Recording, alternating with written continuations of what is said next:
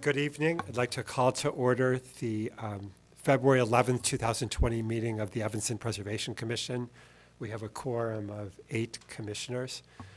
If you wish to speak tonight, please sign up on the sign-up sheet outside the room, which we'll pull in a minute. And the procedure we'll follow will be for each matter, the applicant will present their package and arguments in favor of the application. The commissioners can ask any questions if anything's unclear, and then we'll ask the applicant to have a seat. At that point, we'll allow any member of the public who signs up to speak for 2 minutes, and I think the city's now got a timer here. And then we'll have any discussion needed between the commissioners and take a vote where applicable. So the first matter of business was 1204 Sherman Avenue, which the applicant has asked be continued. Is correct? That's correct. The information that the commission required on the proposed window replacement, they have not able to get the contractor supply that information to them, so they have asked to continue until they get the information the commission needs for the review. Okay. Would someone like to make a motion to continue this to our next meeting, Elliot?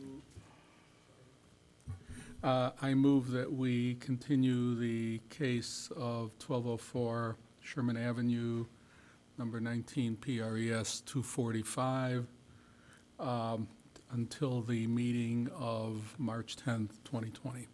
Second, Laka, and all in favor, say aye. Aye. I believe it's unanimously in favor. Thank you. All right, our second matter is 548 Judson. If you could introduce yourself before speaking, please. Sign into the Wi-Fi. Okay, my name is Chris Turley from Turley Architects. I've already signed in. And at Carlos's suggestion, I reproduced a few things from the packet in a larger format, and I distributed that. If you don't have one, I have a couple of extra copies. So I thought what I would do today, this is our second visit here. We were here a couple months ago in November. And so I thought, since there are a few new faces here, and for the benefit of the audience, I thought I'd just do a quick review of what occurred then, what's changed since, and then maybe go through, as a way of explaining the building, start going through some of the criteria, the standards for the certificate of appropriateness, so that we can use that as a structure to review everything. So during that discussion, I'll be explaining the plans and other things. So. And I also want to introduce, we have Maria Nanos here, who is my client, and Lynn Briskin could not make it tonight. So we're looking at 548 Judson, and so this building is in the Lakeshore Historic District. The excuse me, let me pull that away a little bit. So the building is not a registered building, not a landmark building. It is not listed on the original 1987 documents. Is that all working? It's not listed under the original incorporation of the district as a historic building or even as a site or structure of special significance. There were 256 properties noted. It was not listed as one of them. It was also not listed as making a major contribution to the architectural fabric. In 2011, when the area was resurveyed, it was noted as having some historical features, specifically a side gable return, which is this active now? Great. I'll bring up some pictures.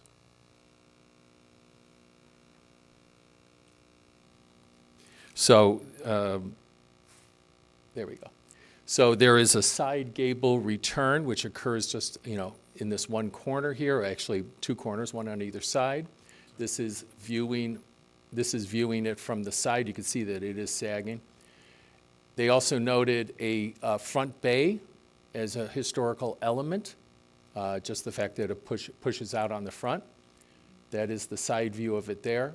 And then finally, the 8/1 windows, so 8 divided lights over a single sash, light, single light in the bottom sash. So in a previous meeting, we argued that this building should be replaced. And so, first of all, I explained at that time that I've been in this business for about 35 years. I've had a number of clients come to me saying that their buildings were hopeless and that they have to be torn down. And this is the first time I've ever been before a historic commission recommending that a building be replaced. And so we found that when we started actually working towards renovating or putting an addition on this building originally, that the building was in very serious shape. The foundations are throughout the building need to be replaced, including areas where there is no access to them from the basement, so the front bay and the rear bay. We would have to replace the foundation while actually suspending the building. There's rot throughout the building. The sills, structural sills of the building, the stud walls, the exterior walls, headers, sheathing on the roof and walls, the rebuilding of the front and rear bays, which are now separating from the building because of settlement of those foundations, roof replacement, siding and structure, both the siding and the surface and the structure would have to be replaced. As I mentioned, the gable roof return is sagging. Exterior hardscape and garage need either major work done or replacement, things like sidewalks, et cetera. And of course, mechanical, electrical, and plumbing date back to when, I think Coolidge was in office. So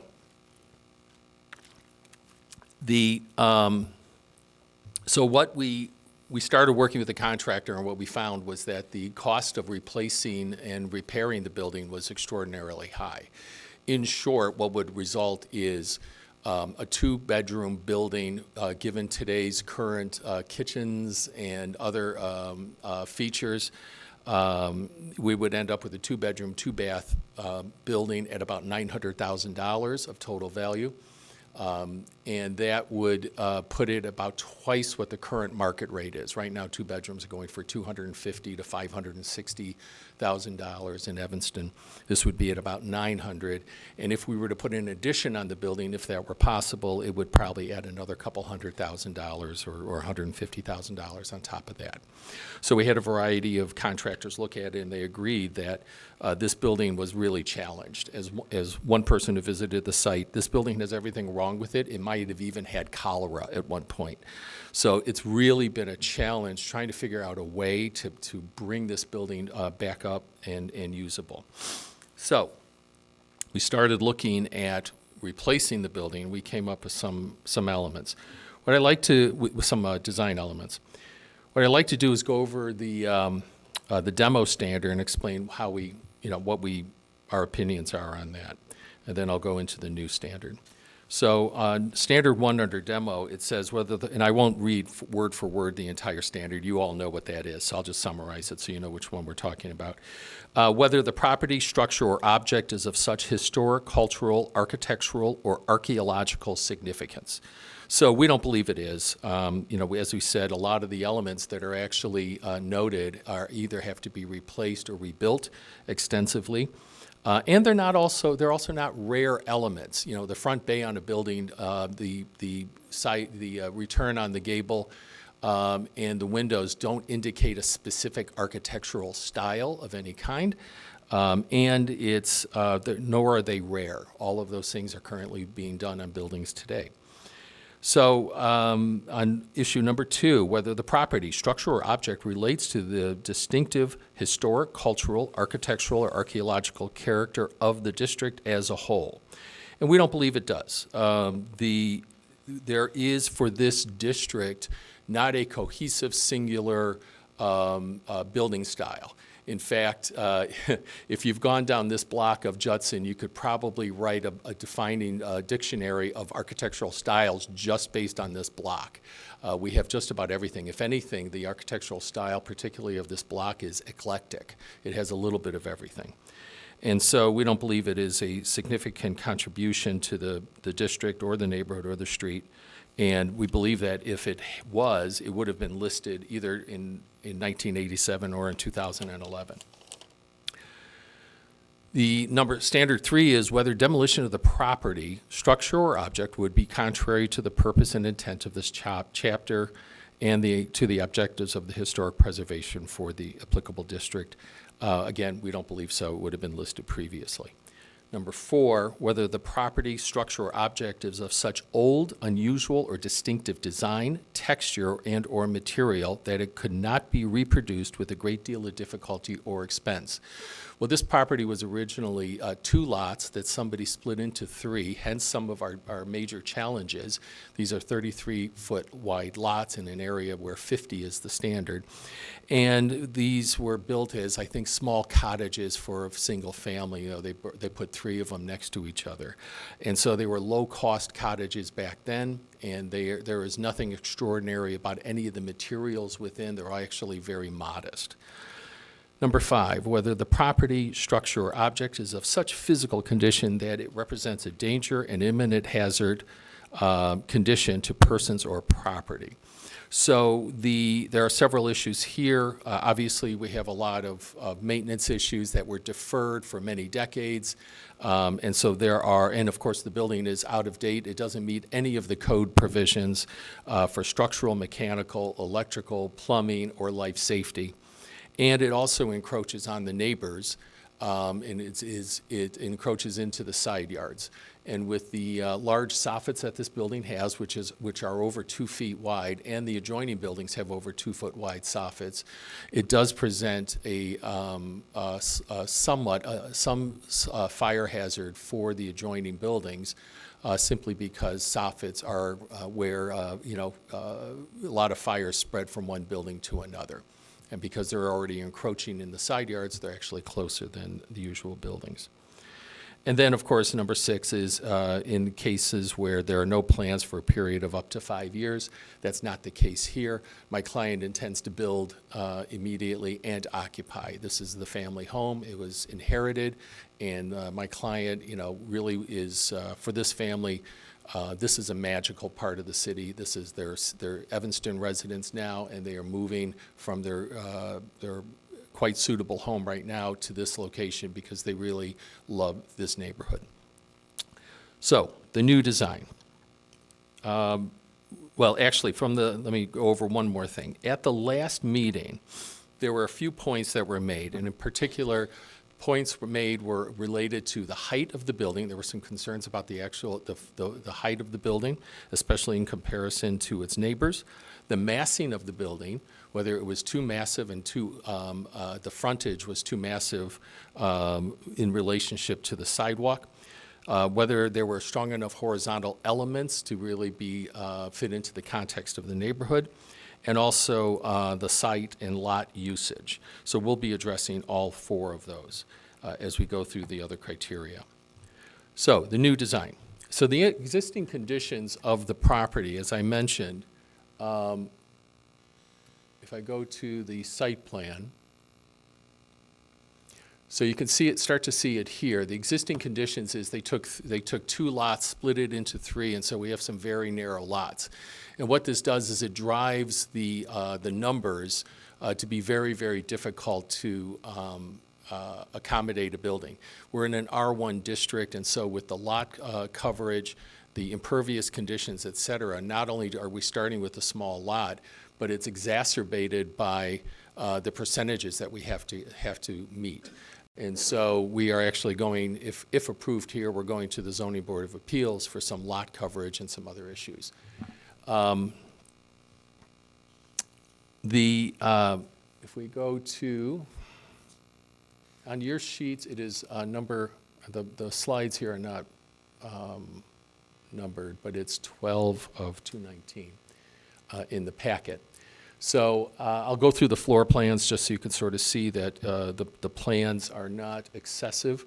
If we start at the basement level, which is on the top of that sheet, what we have down there are a couple of stairs, front and back, or side and back, and we have a bedroom and bathroom here, which may not be built out or may not be finished, but we want to get permitted for it, and another living area, exercise area here, and the rest of this is laundry and mechanicals.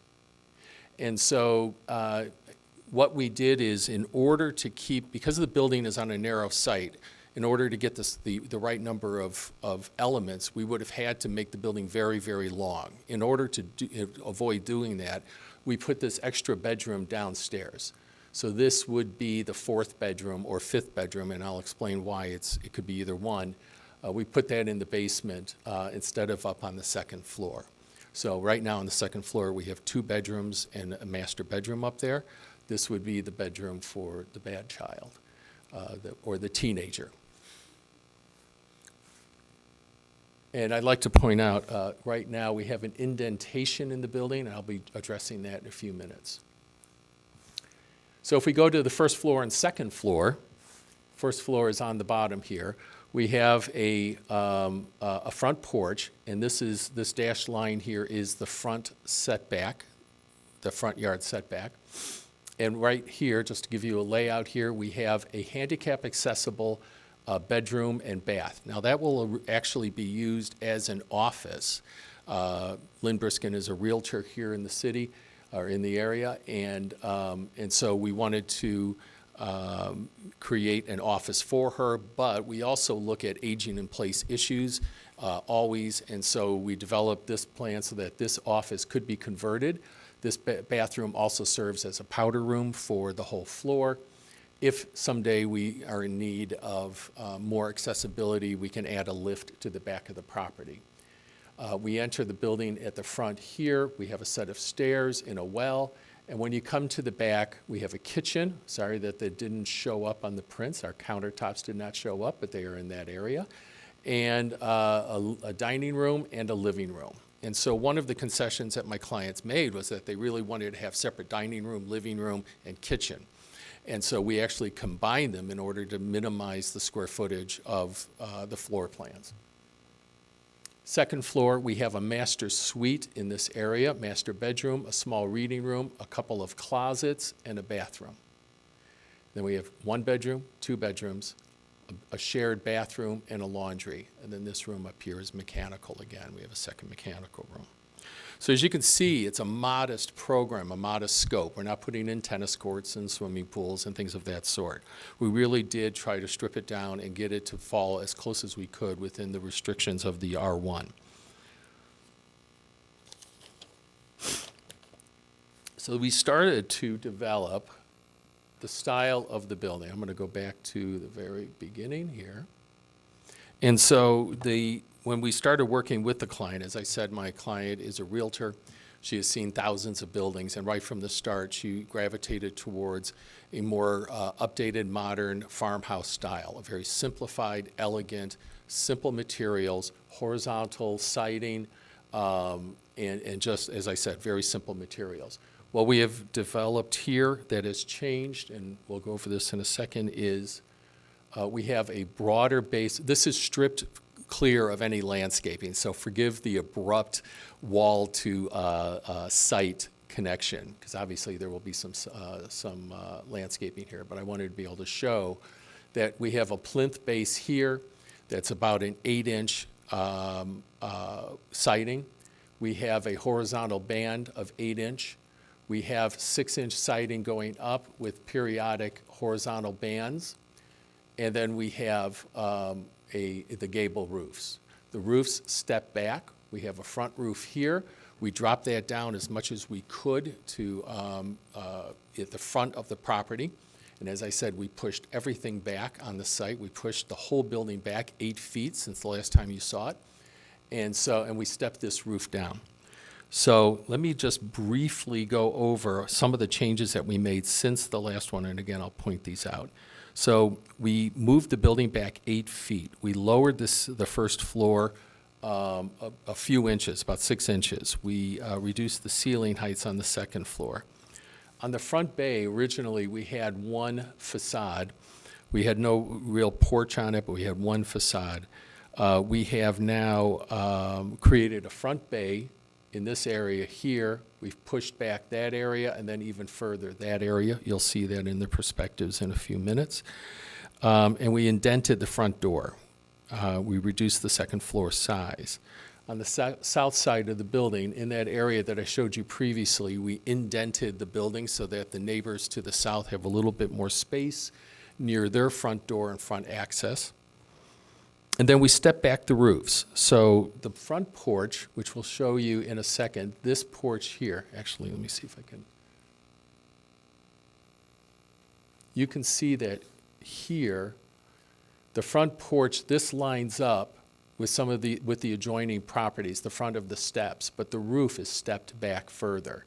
And then we step back the first roof, the second roof, and the third roof. So the porch of the the roof of the porch is set back from the edge of the porch. And then the front bay was lowered from 34 foot 10 to 27 foot 9, so quite substantially. The intermediate second roof was lowered from 34 feet 10 to 31 foot 7. The rear portion was lowered from 34 foot 10 to 32 foot 8, so it's well under the maximum that we're permitted to have. In the previous one, we were right at almost at the 35 feet.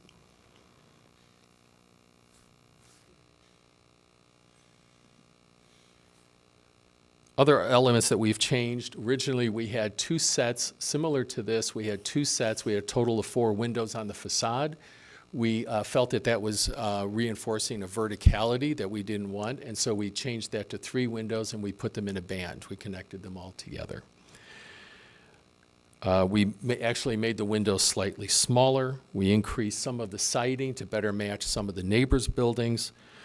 We kept the trim around the window. We kept the trim that was horizontal. We took the trim off the corners so that we, again, are reinforcing the horizontal of the building. And then, of course, we use dark trim on the porch. We use a dark trim on the horizontals of the porch to reinforce the horizontal elements.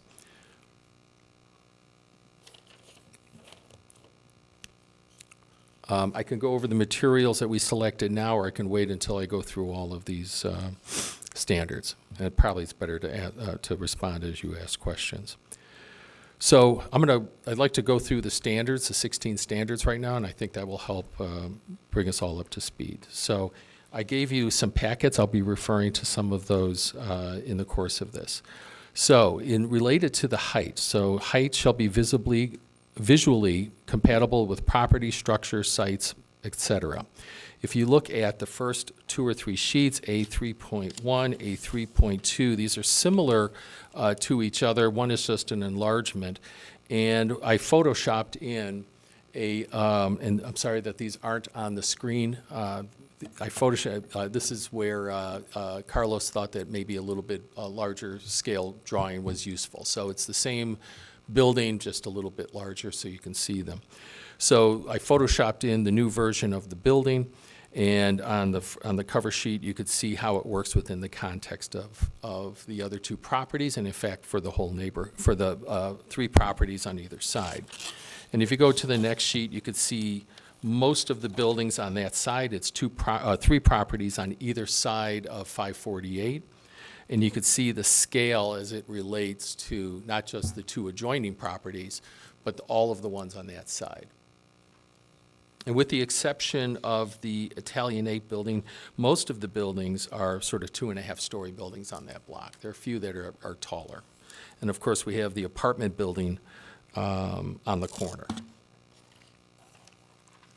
So we think that the height, that the issue of the height was mitigated by reducing the total height of the building and also by pushing it back. So this perspective actually shows that from the perspective of the sidewalk, these perspectives, these photos were all taken in the perspective created from somebody standing across the street so that they would see the maximum amount, not the minimum amount. So they would see the most of the back roof. And this gives a perspective that relates to how that second and third roofs push back on the property. Item 2, the standard 2, proportion of facades. Relationship of the width to the height of the facade shall be visually compatible with property, structures, sites, public ways, objects, and places to which it is visually related. So we think that the building to the north has already had an addition, and so you can see that there is not a substantial difference between the height of that building and our building. And in fact, the top of the roof of the building to the south is actually about midway up the second floor. So we're not putting in a maxed out building right now. We think that it does relate to the two that are adjacent, and it is certainly not as tall as most of the buildings on the block. We think it's fairly modest. Number 3, proportion of openings. So I have some fun statistics for you, all related to windows, because I know you guys really like windows. So 20 out of the 23 properties on the street have double-hung windows, so we maintain that element.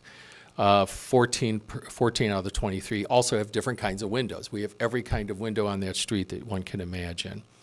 35% of the properties do not have divided lights, so it's not universal. And in fact, in the 2 adjoining properties that, we talked about how these were 3 identical properties. They're really not 3 identical properties, not just because the one to the north has been renovated, it's no longer siding, it's no longer a 1-story building, it's been radically changed, but the windows on it actually are very different. They're not the 8/1 windows.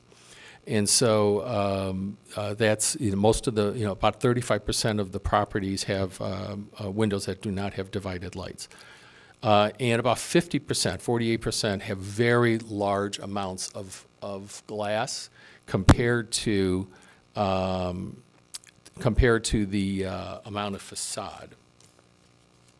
Just want to check something here. And you can actually see that on A0 1.3.4.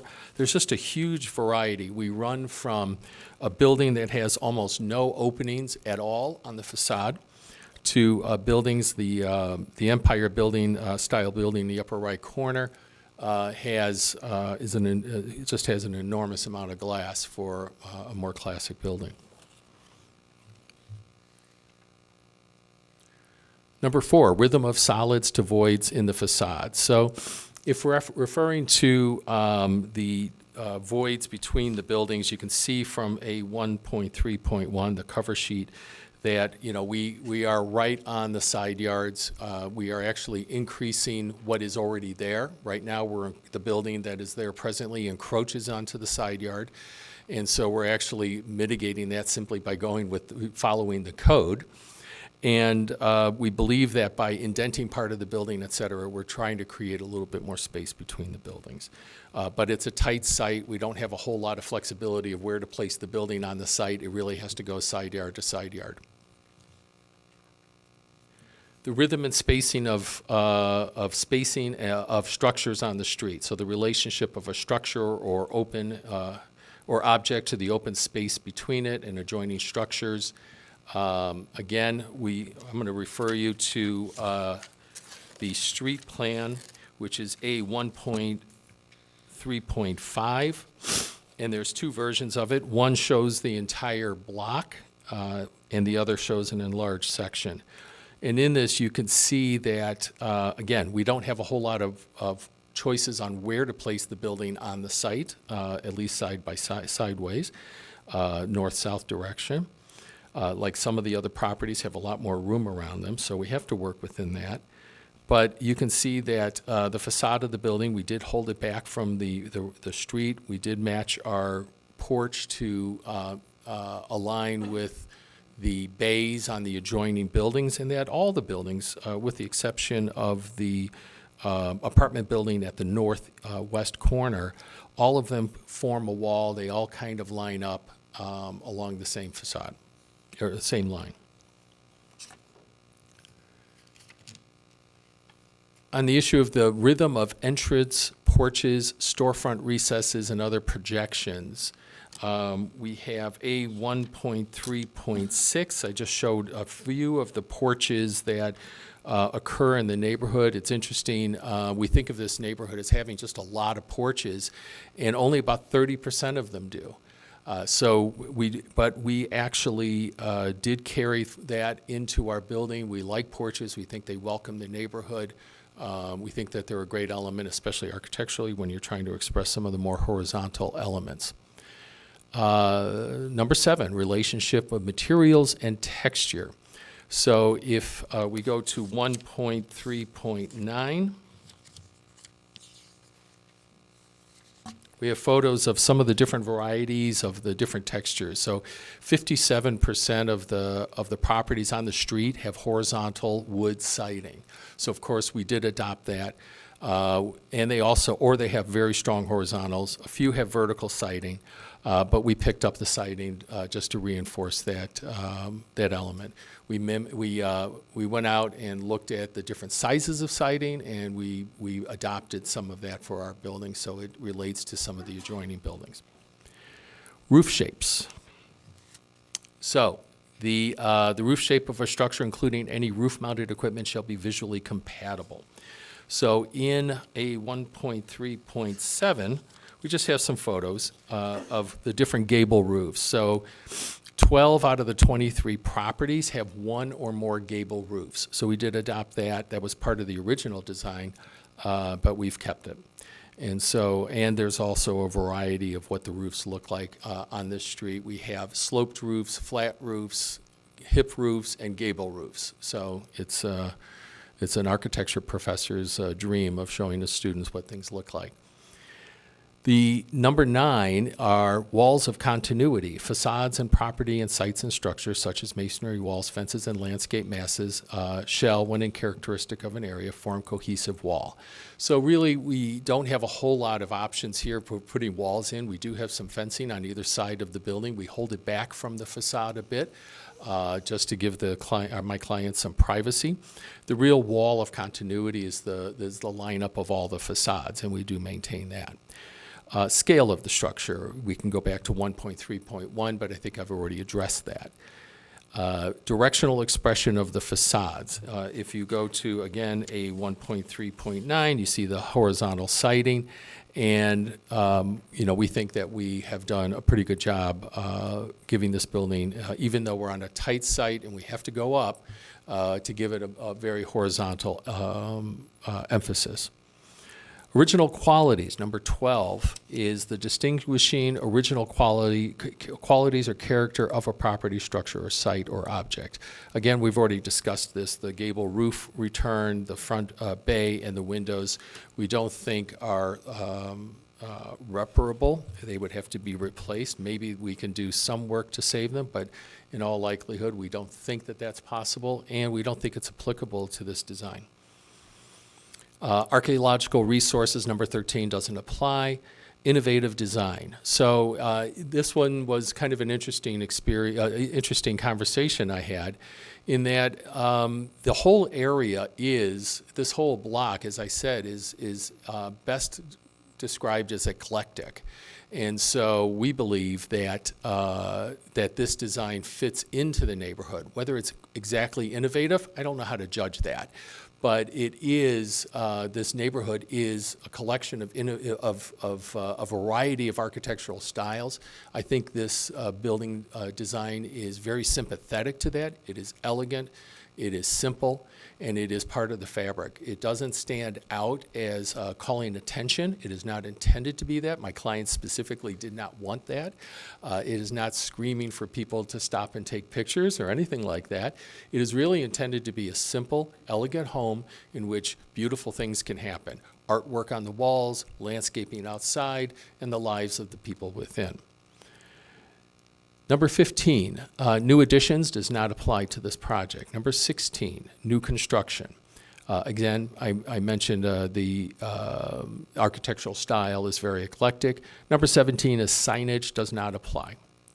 So we, in working with this design, we really made every effort to compress the building as much as we can to reduce the footprint, and to lower the building as much as we could without affecting the interior in such a way that we were unable to build it. So we really did our very best to lower the roofs, lower the mass of it, set it back from the street even further so that from a perspective of people walking down the street, it has less mass.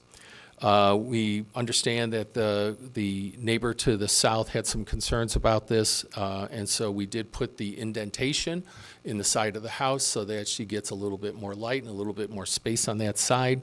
Our footprint of our building is similar to the footprint of her building. You can see that on the plan, on the site plan that I just gave you. We lowered the house. Right now, there is some encroachment on her part onto our property with a garden, and so that's unfortunate. But we will help relocate the gardening stuff, the garden items.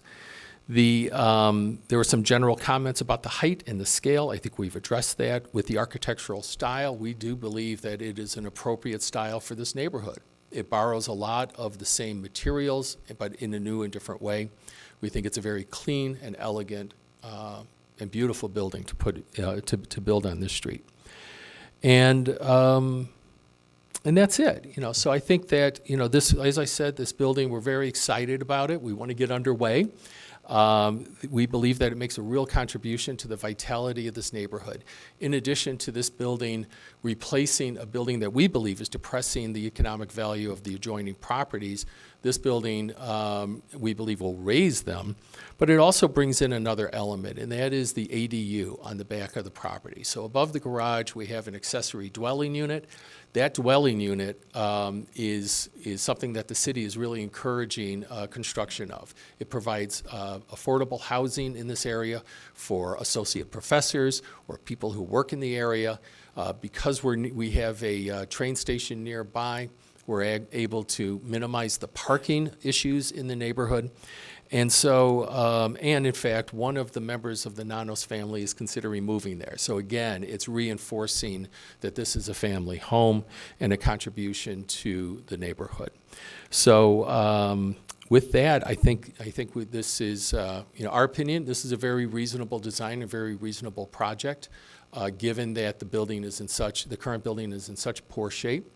And we look forward to your questions, and we are looking forward and hope that you will approve this. So thank you. Before we open up to the audience, are there any questions, factual questions from the commission? I mean, we can come back I to ran through things pretty quickly. discussion. It's pretty thorough. Yes. Yes. The staircase, the front staircase, Yes. is that a steel structure with open treads? or That is a it- steel structure with open treads, yes. And the railing is, you have horizontal? Yeah, those Are are they those are stainless steel bars. Yeah, we decided that, if you look on A 1.3.10, you will see in a large section of that. So we did look at more traditional porches, but we really felt like that this building, a more modern take on a farmhouse, it really deserved a lighter structure, some strong horizontal elements. And so, yeah, that's what we put in. And there is a warmer wood on the interior of the porch that we put in place because we think that that's a lot more welcoming, and it breaks up the starkness of the black windows and the white siding. Other, factual questions? Ken? I'm having a little trouble understanding the roof line and the different gables. I'm wondering if you could spend a little more time explaining how those different pieces fit together and where each gable is happening in plan. Sure.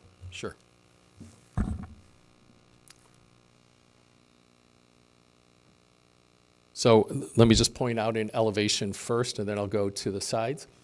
So this is the front bay here. This is the second bay. This is an indented front door and porch, and then this is the second bay above it. It's indented beyond that surface, which I'll show you in a second, and then that's the back roof as it rises. And so you can start to see some of that here. This line right here, this is the building beyond. That's the existing south building. This is the roof of our porch, right? And you can see that we have the porch extends out to the front yard setback, and then we set back that roof a little bit. We have this secondary, this roof here. This is a cathedral on the inside. We lowered it on the inside to get it as low, to get the height down as much as possible. Beyond it is the secondary roof, so these are, in a sense, side by side, but one is pushed back slightly. And then this is the third roof.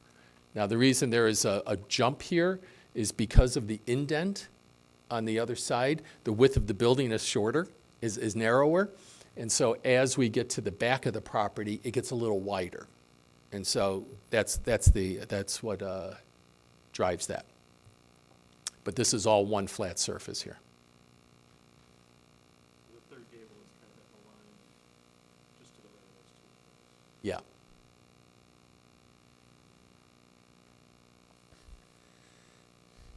Okay, other questions, and we can come back for a discussion.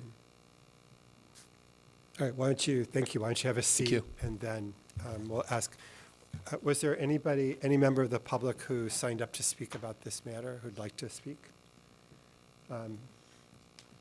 Yes, sir, if you could introduce yourself, and we'll do the timer for a couple of minutes. Good evening. My name's Kent Marthaler. I've lived at 530 Judson Avenue. That's 4 houses south of there for 47 years. And over those years, I've watched the houses change. I've watched people rent small spaces in their houses and get strange people coming and going all the time. Supposedly a single-family residential neighborhood, and yet there are a lot of boarders, a lot of people slipping in that are non-family members.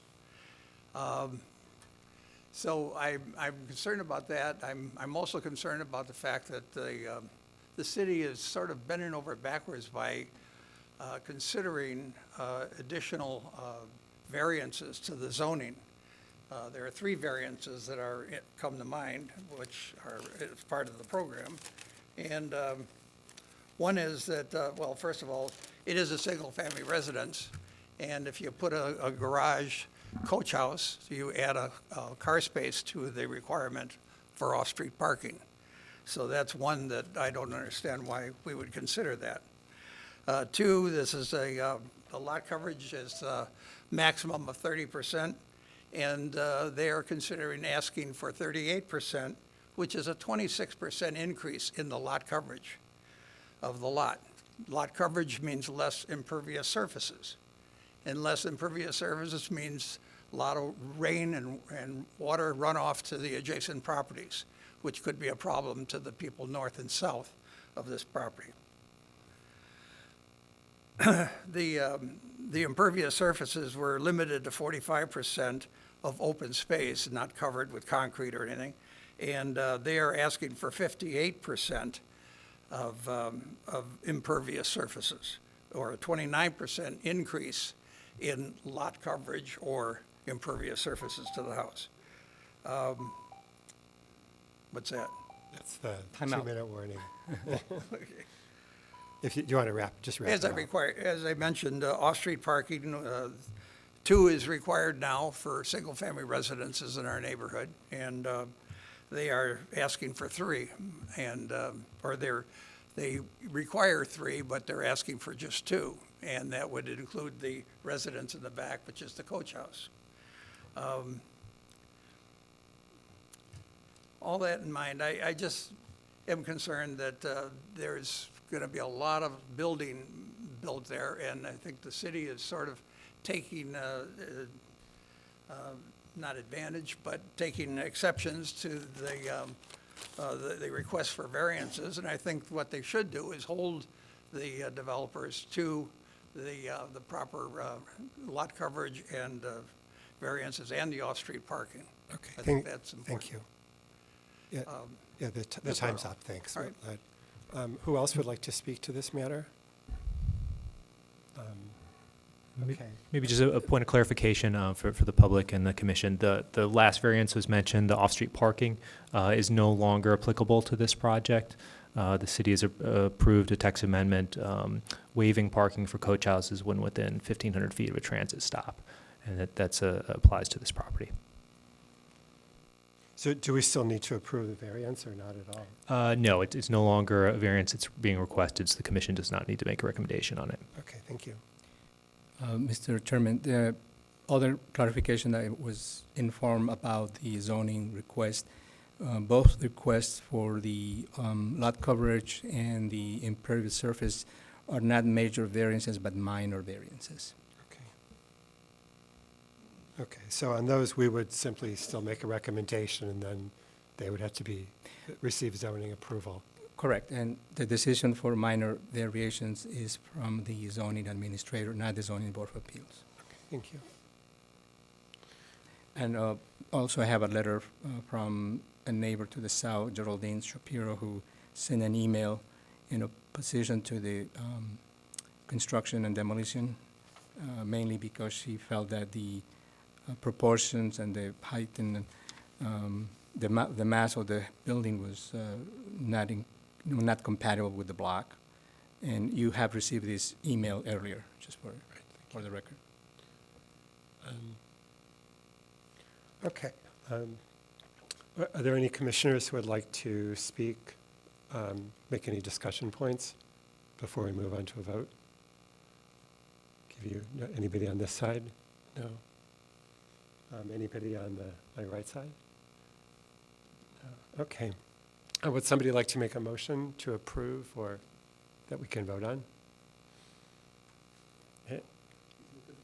Sure, Elliot. This is the longest one of the night, so if you could, please. I move that we issue I guess it's working, yes, a certificate of appropriateness for 548 Judson Avenue, which is case 19 Pres 0262, for the demolition of the existing house, which is located in the Lakeshore Historic District, and the proposed construction of a new two-story frame, single-family residence with a two-car detached garage and coach house. I think it'll be a separate motion for any recommendations for zoning. So I'm combining demolition and construction. The applicable standards for demolition are 1 through 6. And for construction, 1 through 11, 14, and, I'm sorry, 13, 14, and 16. I'm not actually sure that 13 is applicable either, but that was still being listed here. Okay. And that's it. Okay. A second? Would somebody, Alaka, a second. All right, no further discussion then. All in favor signify by saying aye. Aye. All against? And I'm sorry, did everybody, I didn't see your vote. Beth? Okay. Yes, okay. So all in favor then, Carlos. Okay, thank you. You still have to do the, I think I'm it's just sorry, now the I have to make zoning, the other zoning. motion. Come on. no, Okay, do you want to quit yet. finish it? So that's it. I'm sorry, go ahead. Oh, can I just say one thing about the zoning? I would just encourage the new construction, the architect to make sure that because you're asking for a variance for the impervious surface, that you make sure that that you have a civil engineer and you're looking at the drainage of the property, because it looks like there's a lot more lot coverage, and those are always issues. So that's just something I think might be an issue. Okay. All right, moving on. And for the same case, I move that we make a positive recommendation to, in this case, the zoning administrator for the minor variations regarding both lot coverage and the impervious surface ratio. Great, thank you. A second? Alaka, second. All in favor, please say aye. Aye. Okay, so all were in favor. All right, now, thank you. Thank you very much. So for the public hearing, do we have to actually make a motion to open? Okay, so at 7:53, we're going to open the public hearing for the Certificate of Economic Hardship for 2404 Ridge. So we actually have to make a motion to open it. Would somebody move to open the hearing, please? Here you go. Beth, please. Say the whole thing, come on. So then, I'm not done. We're opening the hearing, is that? You're just moving to open the public hearing for 2404 Ridge Certificate of Economic Hardship. I move to open the public hearing portion of the meeting for 2404 Ridge Avenue, case number 19 PRES-0266. Thank you. And a second? Second. Now, we all actually have to vote to approve opening the hearing. Second by Elliot. Okay, so then all in favor of opening the hearing, say aye. Everybody who's in favor of opening the hearing. Okay. So Mr. Schweitzer is,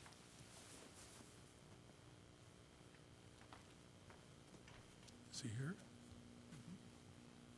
Good evening. Interesting hearing the discussion about the tear down that you've just approved, and what we're asking for is reasonably a big move towards restoration and preservation as opposed to a tear down. Not that I disapprove of that, but we first would like to request that we continue this hearing, which Mr. Mangum has said that we have to come and request that in person. I think we'll have to discuss that if, Okay. I mean, do you want to just, I mean, I know you sent an email, but maybe just in 20 seconds, mention to everybody why 20 you're seconds, sure. requesting that. As you all know, this is a fairly complicated situation that involves many different moving parts that all go in together to our wish and our vision of restoring this amazing barn, this vanishing Evanston landmark that we have chosen to put our hearts and souls into restoring. And you disapproved the additional certificate of appropriateness for some fairly simple elements that had been done 20 years ago.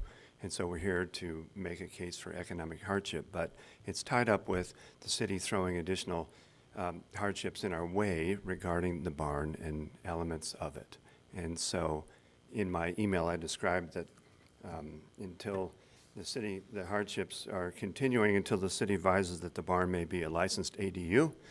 You just approved an additional ADU going up. This is something that is a perfect case for that, but the city has advised us that they will not approve it, as well as has insisted that the permitted plan and zoning compliant approved construction that happened, specifically the deck, must now be removed to be zoning compliant now, although it was approved 20 years ago. And so until these elements are resolved with the city, and we've been pushing the city to do so, but the city has proven to be, for whatever their own purposes are, recalcitrant, and these issues have not been able to be remedied or resolved at this time. So we would like to wait till it. Yeah, I'm sorry, it's really hard to comprehend. So is there, you mentioned that you wanted to do an alteration. We haven't received any kind of application to do an alteration of the barn? Is there an application pending, or? No, I'm not, we're miscommunicating. I'm not sure what you reference. I think Mr. Schweitzer was referencing the certificate of appropriateness that was applied for and the commission ruled on, I believe, over the summer regarding skylights and windows. So I believe that was what's referenced. Yeah, the hardship case is because you've insisted that we remove 3 skylights and change some windows. That becomes the economic hardship, but that economic hardship is very intimately tied up with the other moving parts that are involved in this barn that go on sort of day by day. I'm sorry, you're referring to moving parts and so forth with no reference that I think I certainly can't understand. So the only so there are no additional alterations you're applying to do. The alterations we're referring to were only to reverse the unauthorized previous alterations. There's no additional work you're asking to do. That's right, but I'm referencing now work that was done, that was permitted in those plans that the city is now insisting that we undo. Okay. Has the city given you a specific requested? I mean, has the city simply taken the position you have to undo the alterations? Is Yes, that the we've status? requested that they push it to a mandate with no answer. That's well observed. That's right. The city has just said that it's complicated, and I know, and I think Mr. Mangum may better address it for you, because it's been going on sort of over and over for months and months. And it's tied in with this hardship case, very intimately. Scott, can you explain? Sure, maybe to clarify, and again, try to keep the commission focused on the certificate of appropriateness that was applied for, having to do with the skylights and the windows. Those are really the only elements that apply to the certificate of economic hardship that was submitted following the denial by city council. As you may recall, this commission denied the certificate of appropriateness. That was appealed to the city council. The city council did not take up that appeal. So there's a process within the preservation ordinance where within 30 days of that final decision or determination denial, the applicant may apply for a certificate of economic hardship having to do with that certificate of appropriateness. So again, that COA request only had to do with the windows and the skylights. It does not have to do with the deck or other issues with the property.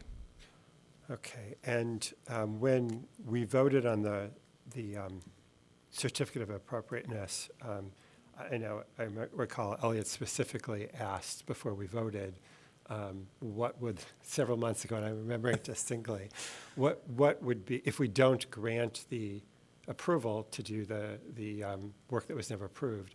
What will the city do? What will the consequence be? Yeah. And I recall the response was that the city would have to decide that, and we don't know that.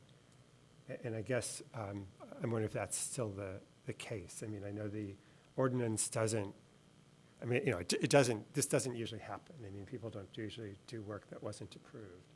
And so I don't believe there's a specific, I mean, the city has rights, but I don't know that there's a specific, the city must do this. I mean, for example, I mean, you know, there are penalties and so forth in the ordinance for violating the ordinance, but is that under consideration by the city, or?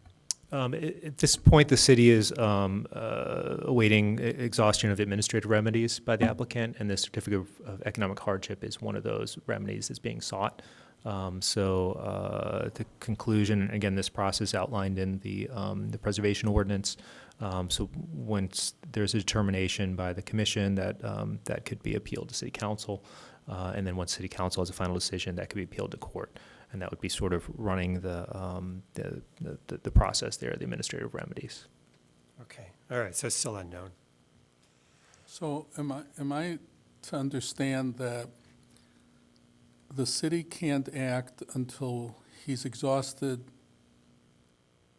all options here in terms of economic hardship, but he's seemingly implying that he can't really resolve that issue until the city responds? So are we just sort of watching a chicken and egg?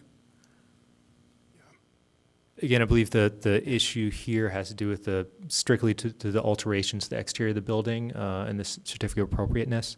Other issues on the property are not a part of this. Okay, but we had already turned down those two items. Right, correct? so now the applicant has applied for the certificate of economic hardship.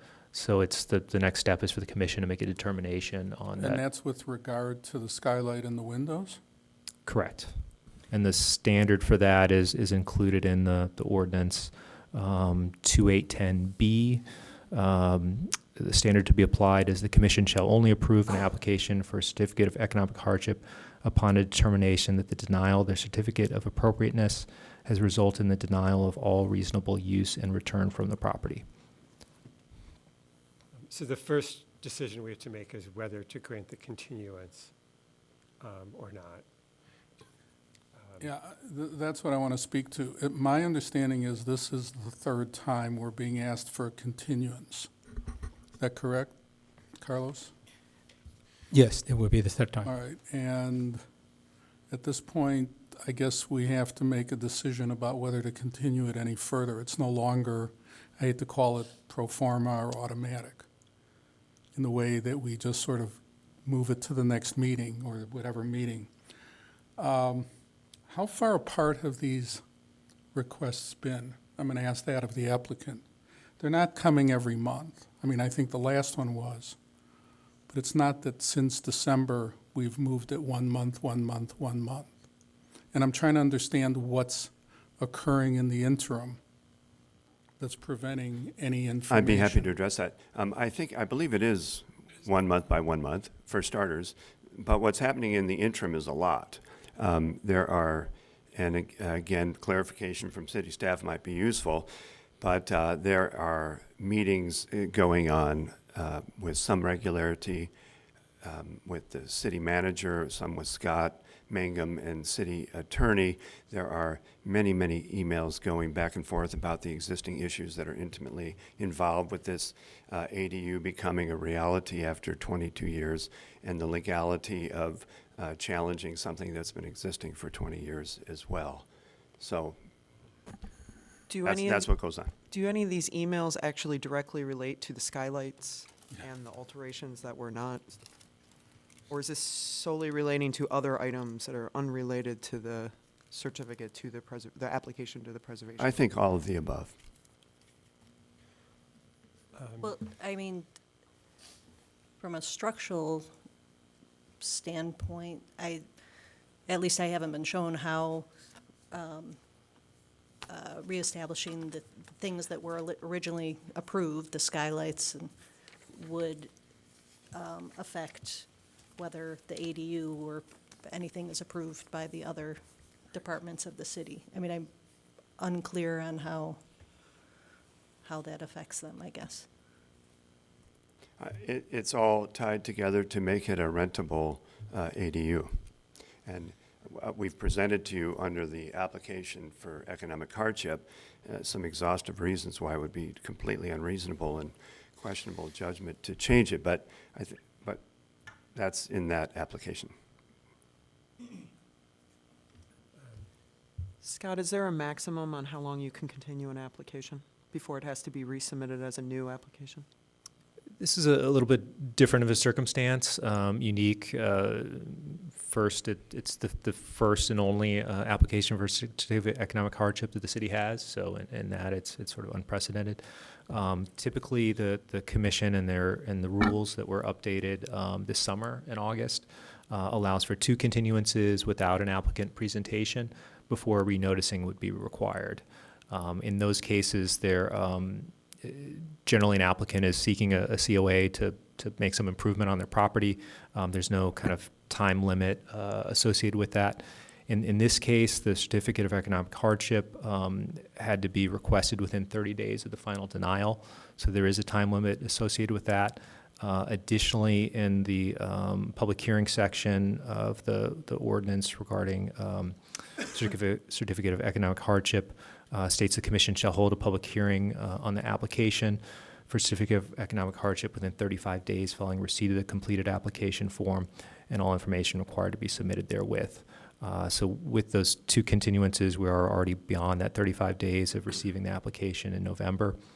And then finally, one other code section to direct the commission to, that 2810F4 speaks to continuances regarding certificates of economic hardship, and states that the commission may continue a proceeding for such additional time as it reasonably takes an applicant, any other interested person, or the commission to comply with the request for additional information, documentation, or evidence.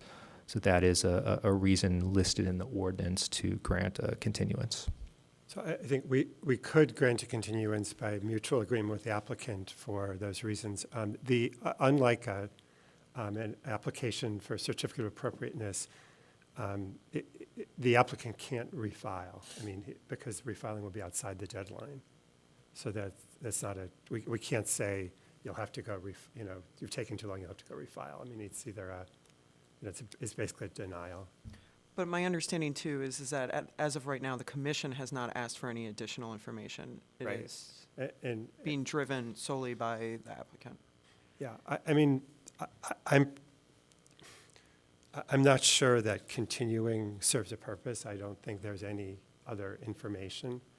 And I think as we get into this, the main issues are going to be not so much the the kind of factual arguments that applicants making and sorting them out, but really the standards for, as Scott said, the certificate of economic hardships are rare,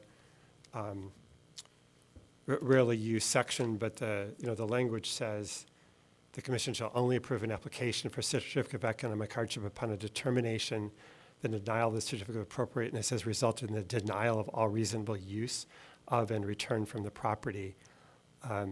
And so it's very limited, and I'm just not sure that if we're going to find that you haven't fallen within, simply, notwithstanding the hardships, they don't fall within what the ordinance would allow us to do, I think we're better off just making that decision now, and then, again, it sounds like the city's going to have to decide exactly what to do, and that decision hasn't been made yet.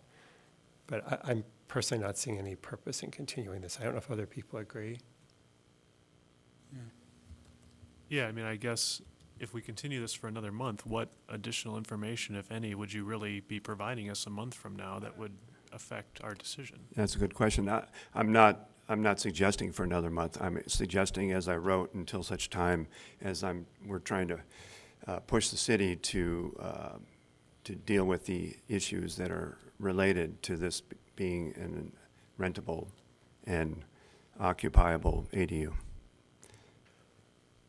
All right, well, does anybody believe that we should continue this? Let's go to that. Is there anybody that would support continuing it? No? I think us taking some action actually is what the city needs to move this all along. It's the sense I I'm think getting. we're kind of the next logical step, it sounds like. That was Okay. my sense from what Scott said, that the city won't do anything until we take action. And we can't just wait. He's asking us to wait till the city takes action, which would never happen until we take action. Okay, well, there's no support for continuing it, so I think why don't you present, if you'd like to present make your presentation, please feel free to. Sure, I'll do that. Does that have to get a vote, the continuance, or not? There was nobody who, nobody made a motion to continue it. Well, I've just listened to you all approve, I think unanimously, the tear down of a home in a historic district, and what we're trying to do here and what we've tried to do, and with both the skylights and the windows, is the opposite of that. We're trying to preserve and restore this structure. We call it the barn. The barn is as an important structure through frontier North American history, is a vanishing landmark. This barn, my barn, was a vanishing Evanston landmark until I purchased it some 24 years ago and began what would become to this day a 24-year-long uphill battle to restore it into a viable and beautiful structure able to live yet another 154 years of useful life while remaining a living testament to the not-so-long rural and agrarian North Evanston lifestyle.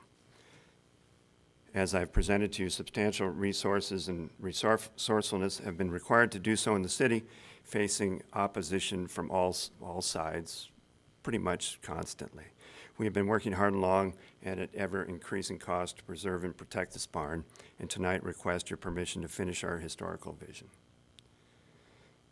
Presented before you in your packet is our case to leave the improvements made to the barn exterior, that is, as they exist. The costs heretofore have been enormous. Few would have undertaken them for the simple love of restoring and preserving into the future this old and beautiful barn. The costs have been incurred with an eye to one day renting out the barn with the house or as an ADU to realize some small return. As we have demonstrated, changing the items before us would have an unreasonably substantial cost, and we have to ask you for what? You've just permitted or agreed to permit a complete tear down and a new structure in the historic district with all sorts of variances coming as well. None who have visited the property, none over the last 20-plus years have had anything but complimentary observations of our historic dedication and thoughtful restoration of the barn. I included today to Scott, and I assume and hope that he passed on to you in your packet, and a message from a potential renter this last weekend. Smart, articulate Evanston people who loved this place, and they're very, very complimentary. They thought it was insane, that was their word, that we were being asked to do such a thing, but they admired the historic preservation work that had gone on inside and outside. Removing the skylights on the east side of the roof that are barely visible in the summertime, what for what? Why would we do this? What good will it do anybody when it looks great how it is and you can barely see it, and at great cost? They give beautiful symmetry to the barn structure and allow for a lovely light-filled second floor. I've invited you to come and visit the structure, and you had said you couldn't or wouldn't last time around, and that invitation still stands if you really want to see what this is all about. Removing them would reduce the value of the structure. It's not about reducing the value of the structure, and allow for and the opportunity to find future loving guardians for this important Evanston landmark. The HPC is faced regularly now with allowing dozens of skylights, far less appealing to the historic eye, on the roofs of landmark structures. I think just about every meeting now that's coming up. What I've had occasion to listen to over some of these meetings and what you've approved compared to what we're asking you to allow us to remain is a remarkable juxtaposition of historic advice. Remove them for what? We want to know, to make the structure less appealing and less valuable. The window changes on the west side of the barn are also thoughtful additions, making the first floor much more agreeable to the existing second floor windows. Changing them is a huge cost with very, very little gained. In fact, we assert nothing gained and plenty lost and at great cost. Why would we do such a thing? This work has existed for 20 years or more and has been approved by inspectors, with the city aware of these skylights and windows for many, many years, also the city. Only this last year, as we wound up our subdivision request, finally putting water and sewer into the barn at huge cost to try to get this to a rentable spot. The permit alone to the city of Evanston to put the water to the barn was $5,000.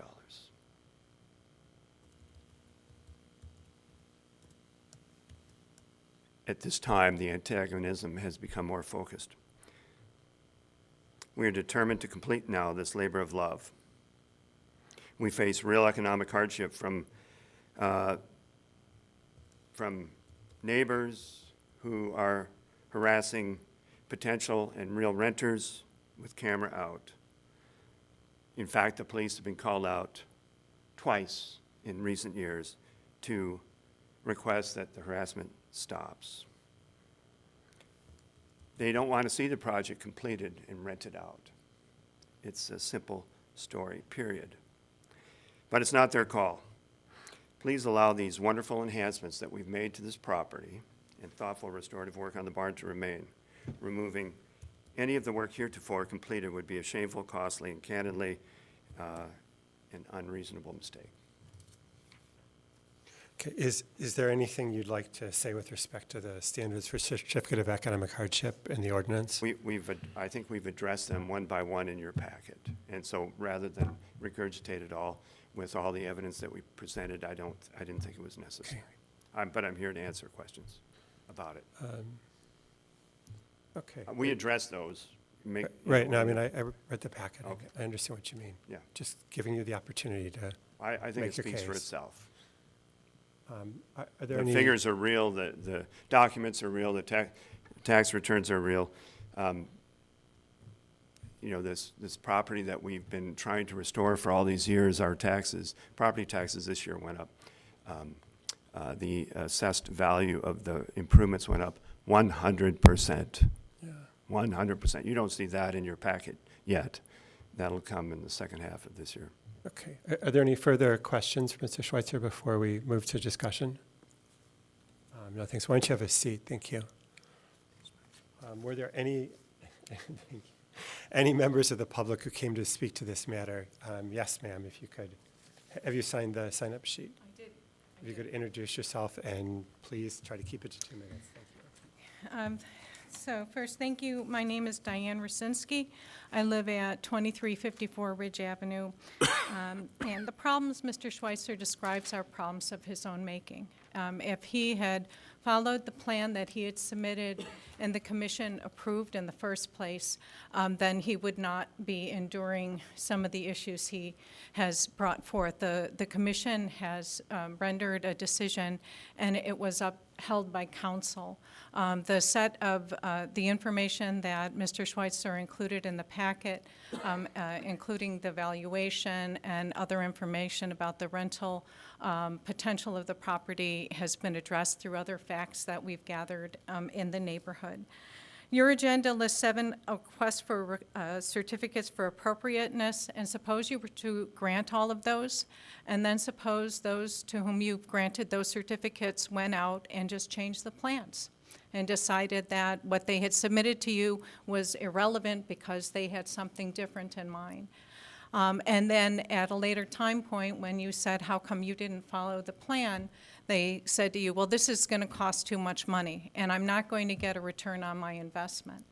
The integrity of your decisions and the whole historic preservation process in the city of Evanston is called into question if you decide at this point to go back on your earlier decision and find for the claim of economic hardship that Mr. Schweitzer has not demonstrated, certainly not tonight, nor in the material that he provided. I ask that the commission not continue to grant continuance after continuance, nor that they find in favor of economic hardship because there is none. He could be renting the property right now for $6,000, as he was up until very recently, to people we became friends with. Thank you. Any other members of the public who'd like to speak? Yes, ma'am. Have you signed up? Okay, good. You could introduce yourself, please. Should I move this? Yeah, If you can. I'm very short. My name is Mary Ann Wexler. I live at 1021 Colfax Street, which is midway down the block. I can see the property from my backyard. I want to point out that Mr. Schweitzer did not abide by the conditions on the initial permission by the commission. And so, as Diane just pointed out, the windows, they were never approved. And they were specifically, the commission specifically said that they wouldn't approve anything that was visible. It is visible all the time except when the trees are in full bloom. That's not most of the year.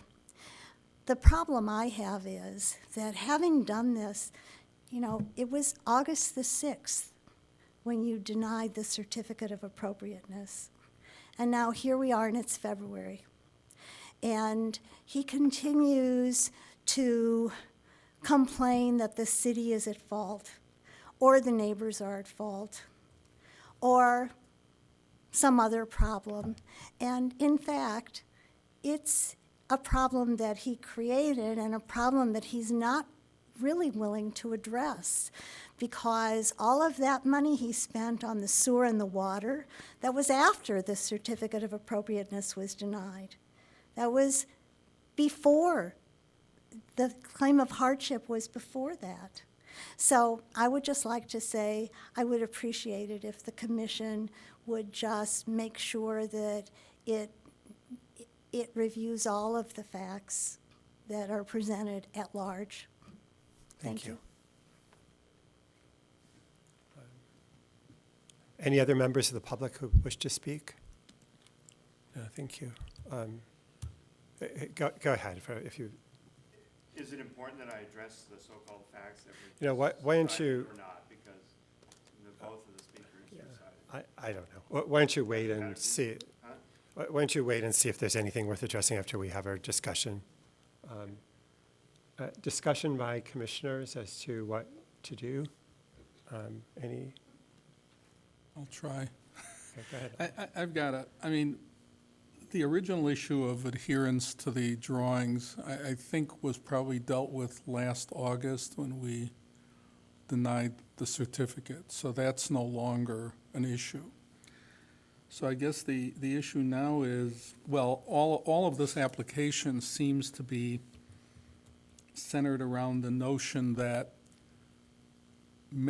going back and making the changes to have the home revert to what was originally approved are neither cost-effective or represent a hardship, but it's a hardship from what I think we've all sort of conceded is of the applicant's own doing.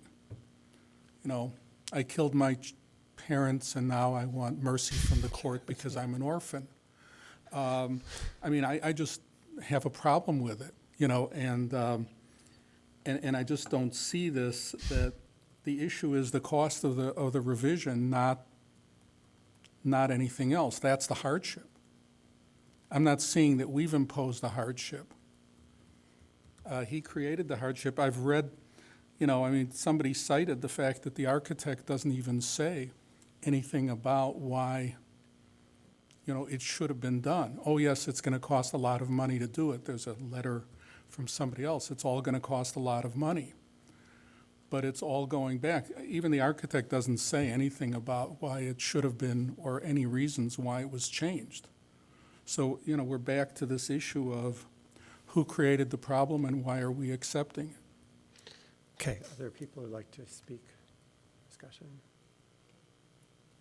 I guess that's I kind of feel similarly, is that, okay, yes, there would be a cost associated with, say, removing the skylights that were put in contrary to the plan and filling the hole and putting roofing on. Obviously, that has a certain cost, but what effect does that actually have on the usefulness of the building? Does it suddenly make that room unusable for any functional purpose? We're not hearing that. Maybe it's not as pleasant. You don't have a window on both sides. You only have them on one side, but it's not like suddenly it's uninhabitable because there's not that one skylight there. I guess I'm just not seeing how that's a grave hardship. I think I'll say this to you directly. The original hearing, you made the case that there were mistakes made and it wasn't worth switching it back. And we viewed that versus the standards. There was a lot of debate.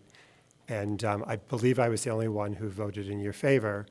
But we made that decision. It was certainly discussed. It wasn't easy. And we made that decision. The arguments you've made here today mostly, not exclusively, but mainly went to the wisdom of that decision. And that was the decision people made. It was appealed to the city council. The appeal was denied. The ordinance you're coming in under is, as Ken pointed out, it speaks to denial of all reasonable use and return of the property. It's more like property has to be demolished because it's, falling in or whatever. It doesn't at all fit. The arguments you're making really go to the decision that, again, I disagreed with, but I lost and the city council backed up the commission. And I think that decision was already made. And it, again, the city, I don't know what the city will exactly decide you need to do and won't do. And I think the city hasn't decided that either. But I just think this procedure is not available for the use you're seeking to apply it to. I just don't think it applies, this legal procedure that you're coming in on. So any other? I just wanted to clarify for Mr. Schweitzer and reiterate that you were referring to the structure that came before you and other houses or whatever. This is a landmark that we're talking about also, that this applies more to the original decision and the original decisions that were made years ago on thoughtful consideration of how to help you preserve the historic characteristics of the landmark and yet be able to use the structure in a different way. There was a lot of thoughtful consideration put into that then,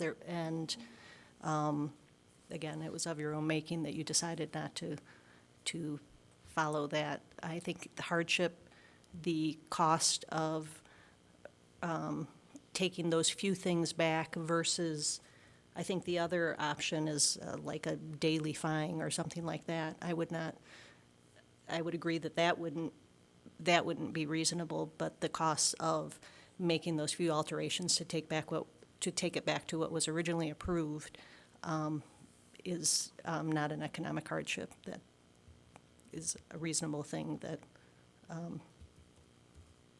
I think should be done. Okay, anybody else like to speak before we move to a vote? Scott, I'm sorry. Just ask the applicant if Yeah, you're right. I'm sorry. We should give the applicant a last chance to say anything he'd like. May I? Go ahead. Yeah, please. I thought we're here to address the, what evidently hasn't been done before. It's the standards of economic hardship.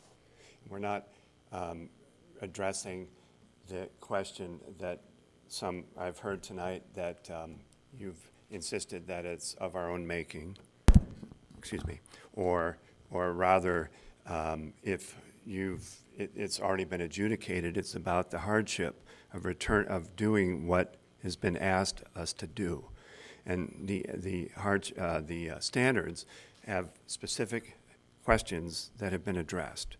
It's asked for structural engineers, architects, realtors, licensed contractors to let you know what the cost is.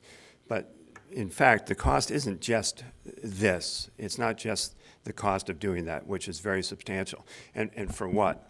To do this at great cost and to limit the possibility to rent this building for a whole much longer time when renters come in and they need to know what's going on here. And they're not willing to rent when there's so much compliance uncertainty. But the cost is big, and that's what the economic hardship standards address. And if I may, to the architect, because I know some of you are architects, I want to reread the architect's last paragraph, short, because it's relevant, I think. And he's a very experienced firm and man, and he's been doing this with us from the start. He says, the owner has maintained the structure to high standards at his own volition with the goal of maintaining as many of its original features as possible since purchasing and renovating it 20-plus years ago. That's an element that has forgotten to be re-mentioned. If it is, 20 years ago and now redoing it, the work that was done repositioned the barn for a new generation of use and gave it new life. And all of these elements that are a part of what we're talking about tonight go to that. Requiring removal of work that has gone unnoticed for 20 years seems incredible and of questionable value to anyone. And the facts that you heard before aren't facts. They're not right. The certificate of economic hardship didn't follow the vast expense of the water and sewer to the barn, and we've never received $6,000 rent for the building. It's gone unrented for $4,500 for a very long time, most of which taxes are there. But you heard from people, the particular neighbor who also told you they'd lived there for 25 years last meeting, which also wasn't true. So, we've gotten used to hearing people say things that become fact just because they say them, and does the truth matter? That's my question. Okay, thank you. Okay, I guess we need I think we have to do an affirmative motion. So I guess we need Yeah, somebody. you can close the public hearing if there's no further testimony, and then there would be following the close of hearing, the commission has 35 days to make decision. That could happen this evening. Okay, so we have to close the hearing first before making that seems odd. Don't we make the motion part of the hearing?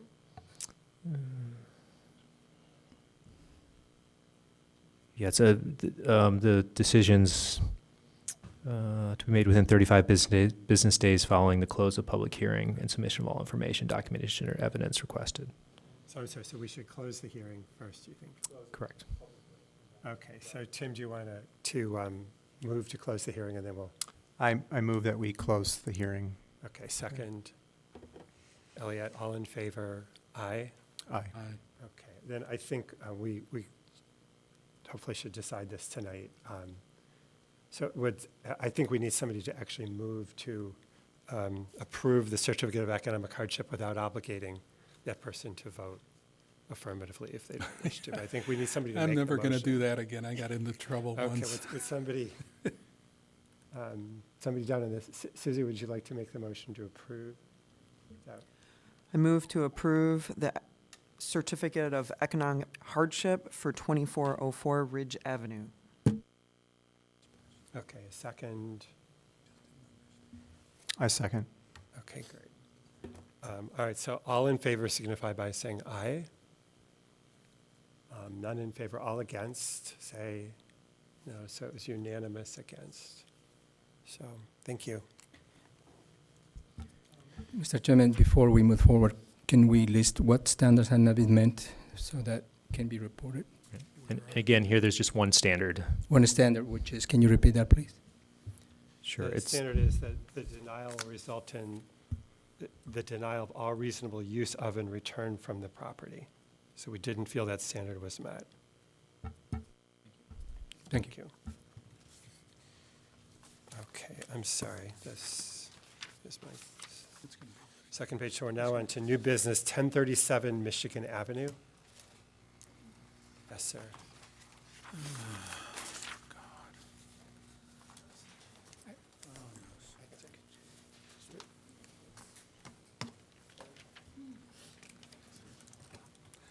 I can't decide if I'm supposed to recuse. This the same? Yeah. I included in the presentation.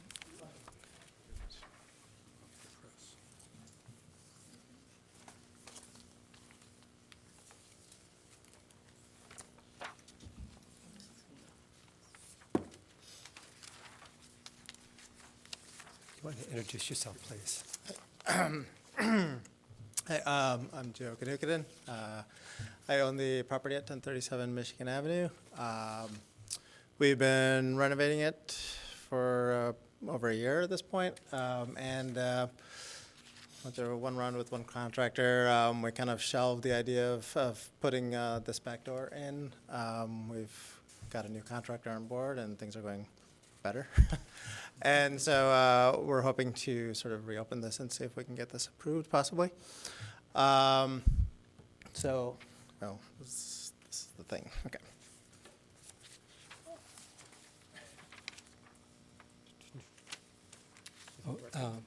Scott, can you press OK on that?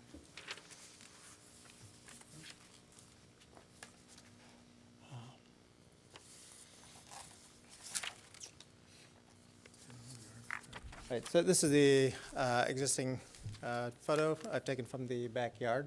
I've kind of circled the area there where there's a door and a window coming out from the kitchen. And so what I've done is just photoshopped a rendering, if it can go, of what it would look like with the doors in place. So it's 3 panels. They're panoramic doors. I looked at a variety of doors. I found that this one was the best fit due to the deck having a hatch there and allowing the flexibility of it being open. Some of the features were nice as well. You do kind of notice the simulated divided lights there. Those would have to be custom added to sort of fit with the rest of the house in the back.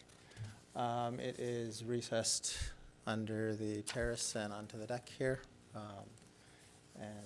So along with that, we kind of move the lighting to be symmetric with the opening there. So I have also included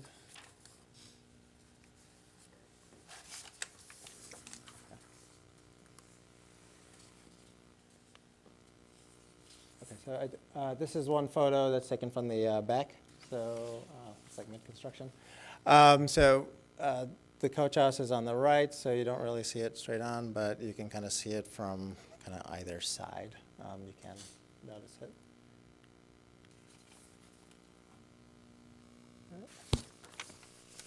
This was a quick elevation that was done by the structural engineer. I did include a more detailed elevation in the packet. It's okay. Thank you.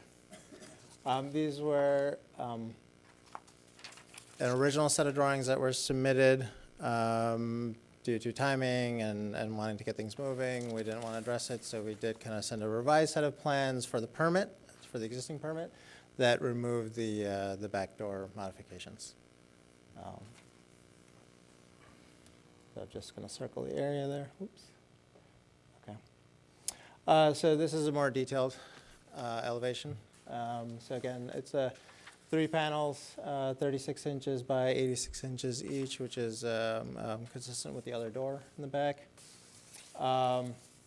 The glass is a double pane, argon filled in the middle.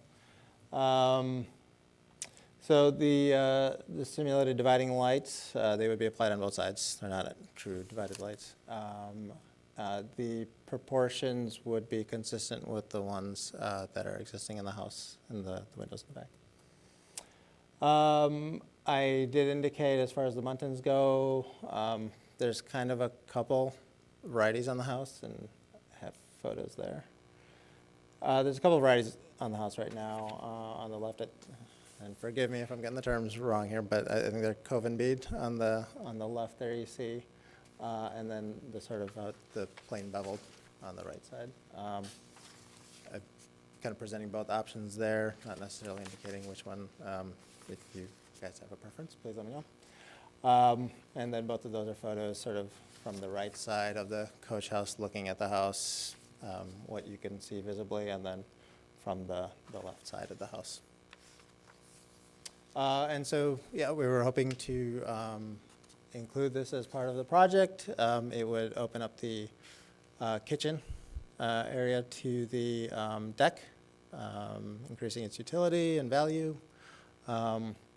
Hoping that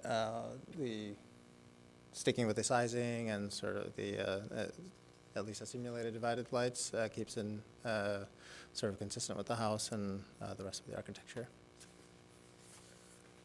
Questions? No, I want to comment. The door and windows are original.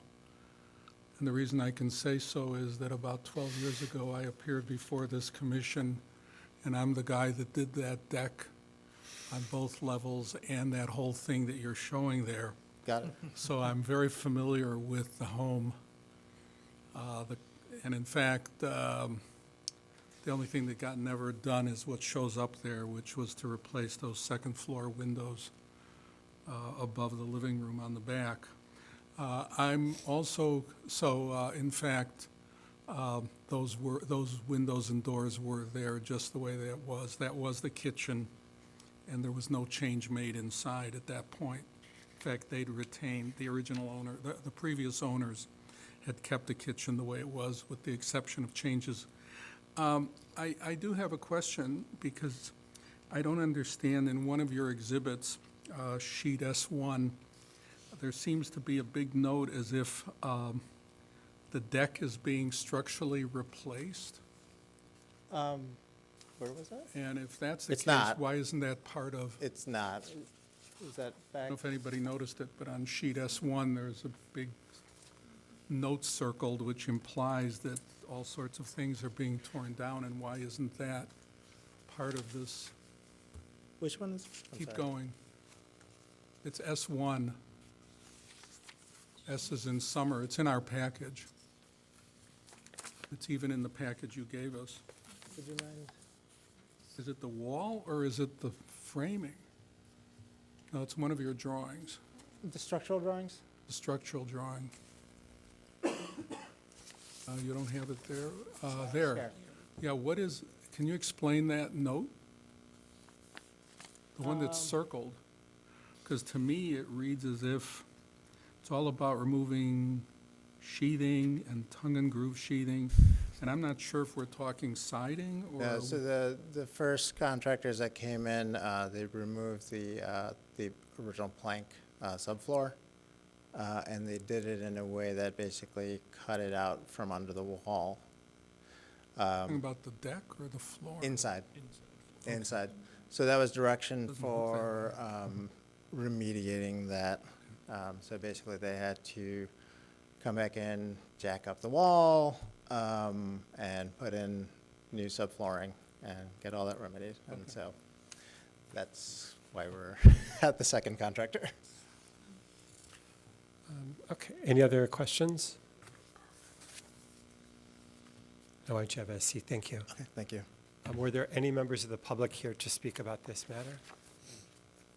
No, any discussion? No, would somebody please make a motion?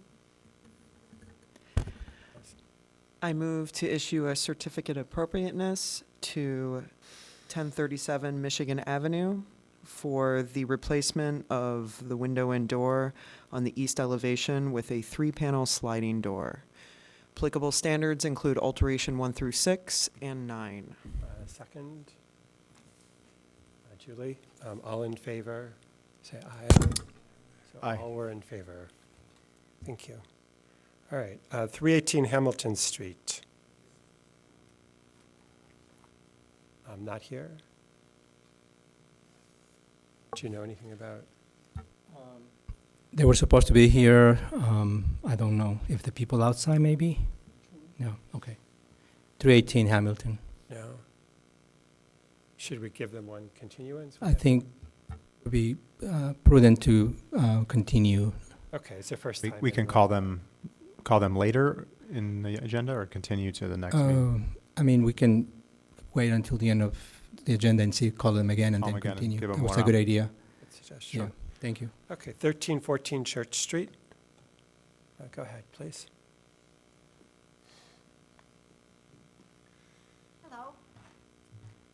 I'm Judy Barron, and we would like to replace 31 of our windows in our home. We are not historic, but we are in the historic Ridge neighborhood. We plan to use the wooden window on the inside with just the clad on the outside.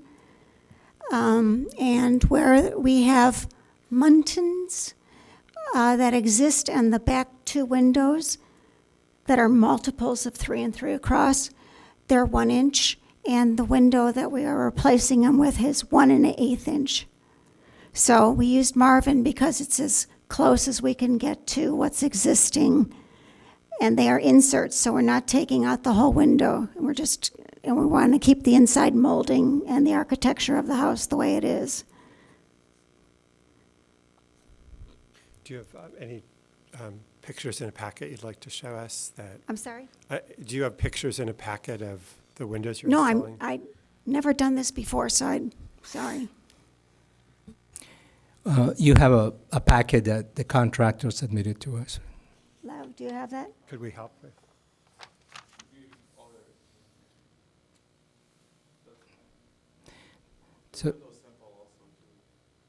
So this is part of the application. They submitted the dimensions of the existing windows, and if you can move forward, Scott, and the location of the windows to be proposed on the front elevation. But at that time, there was a misunderstanding how many windows will be replaced. Initially, they told me of the phone 15, but then they later told me that there were 31. So that's only showing 1 elevation. And if you keep going, this shows the example of the existing and proposed elevations with dimensions of the type of windows you are going to replace.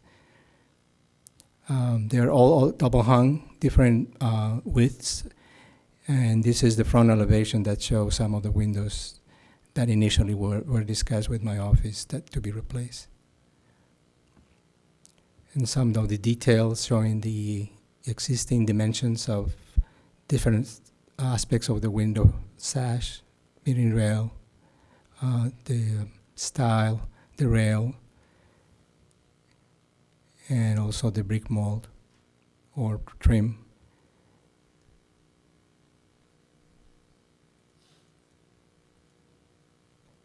And those are, again, samples of the proposed window with some of the dimensions. They'll all be double hung.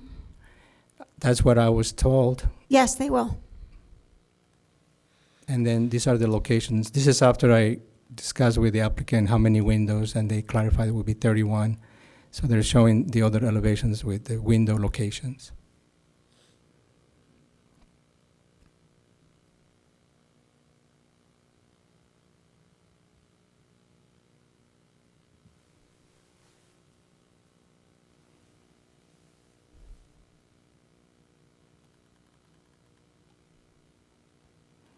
Is the contractor here? Yes. Okay, I would have appreciated if you would have. Did I did a good job describing what you're doing, or, okay. Can you come to the, So, I have a question. So, are they all custom sizes? How are you putting them in if you're not, you're saying these are replacement sash, so is there filler? So these are replacement windows, so we're not going to touch the inside trim or the outside trim at all. So there's a filler around it because they're not custom, they're standard sizes? and- They're custom to fit the exact opening, custom size. All the Marvin windows are made to order. Yeah, they're all going to be custom made for a perfect fitting. Okay. And they're clad, right? Yes, I actually have a sample if you want to see it. It's pretty much the same window. We're also planning on removing the storm windows. That's one thing we can do as well. We want to possibly maintain the same color, right? We're thinking about that. But you know, our biggest idea with Marvin windows. I work for Friendly Windows, but I'm a product specialist for Marvin Windows, and it maintains the integrity of the home super nice, and that's the whole idea. We don't want to really change anything, make the house look modern or anything like that. We want to just keep it pretty much the same. Just providing more value, energy efficiency, and you know, make the house look really nice. I'm sorry, could you state your name? I don't. Velimir Lalusic. can you also write it in into? there's Oh, I a did. share- Okay, you did, thank you. I signed in, yeah. Okay, I appreciate it. Thank you. Thank you. Any other questions? No, thank you. Thank you. Were there any members of the public here to speak to this matter? No. Any discussion? Could somebody please make a motion? I move to issue a certificate of appropriateness to 1314 Church Street for replacement of 31 double-hung wood windows on the northeast and west and rear south facade with new double-hung aluminum-clad wood windows. Applicable standards include alteration 1 through 6 and 9. Second, Alaka. All in favor, say aye. Aye. Was everybody in favor? Thank you. All right, so we're on 903 Michigan Avenue.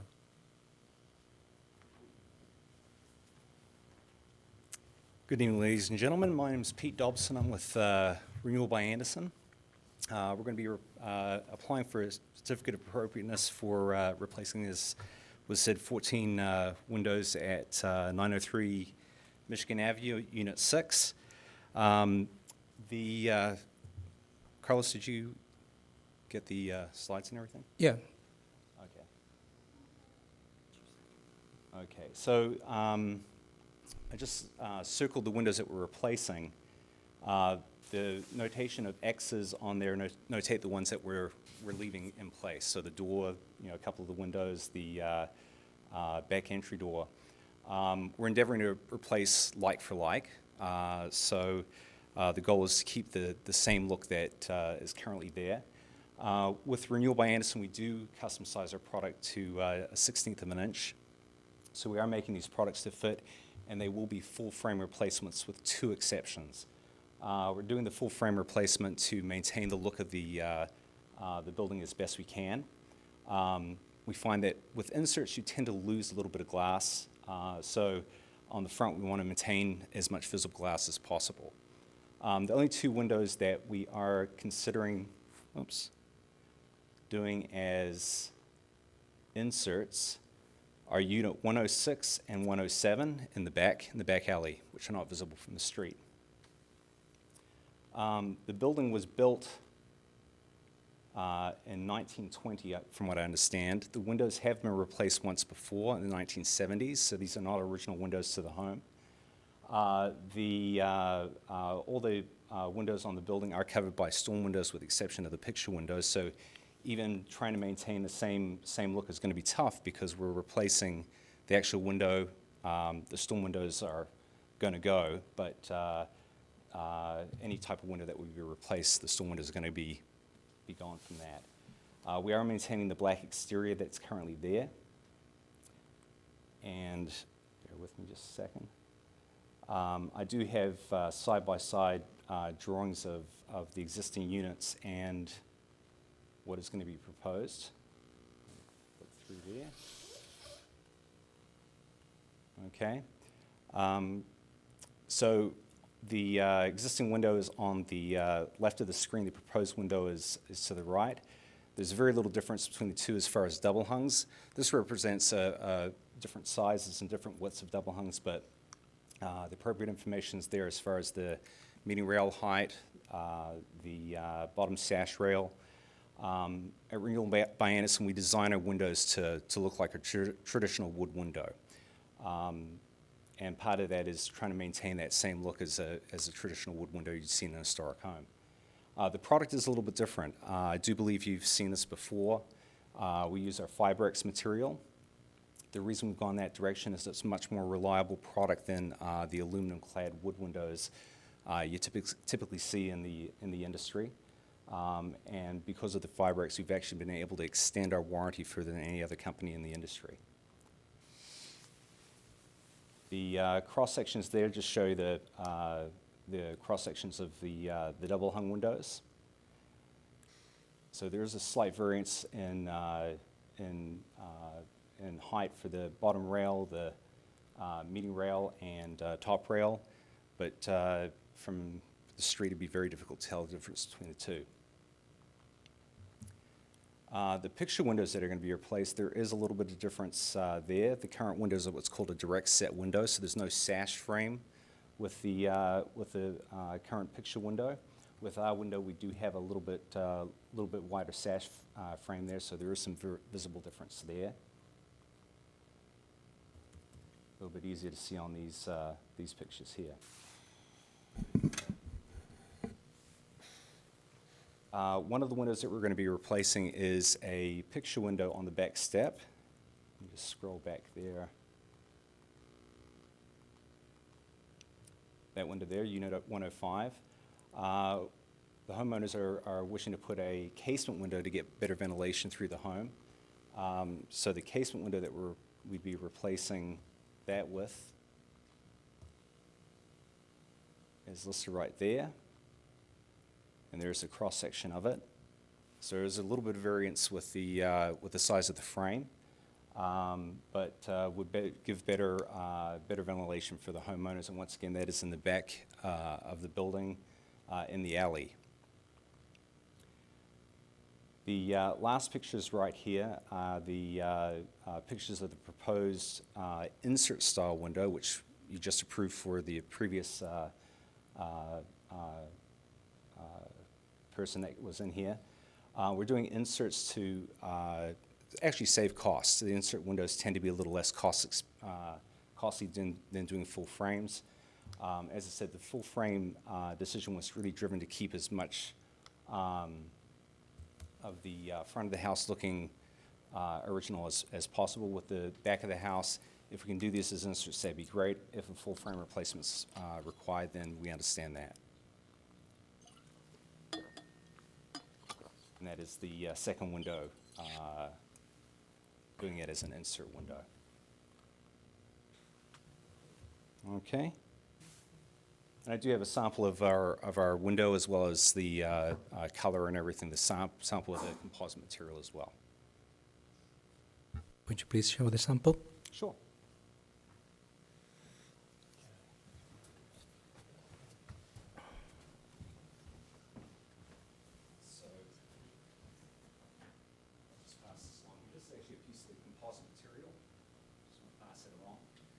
colors bake directly into the composite on the frame, so we'll never delaminate or If you could speak into the microphone, please. Thank you. it will never delaminate or peel off. The only piece of capping that would be on the window surrounds the joining the window to the brick or siding of the building. But it's proven to be a very strong product within the industry. As I said, we've been able to increase the frame warranty from 10 years, which is pretty much industry standard with a lot of the aluminum clad products that you've seen, to 20 years, and that includes parts, labor, fully transferable. So it really helps the homeowners out with resale value as well as longevity in the product. Would anyone like to see the actual window? Would you like me to put it up top here? Yeah, please. The sample that I have is a white window. It happens to have grills in it. None of the windows that we are going to be replacing And with grills. again, if you could set it up and use the microphone, please. Thank you.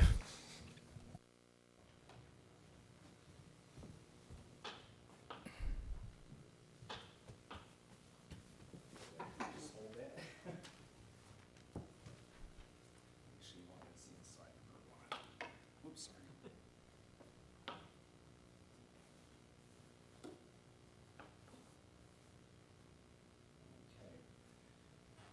So as I said, the window that we're going to be putting in does not have the grills. This is a sample window to show the different options that we have available.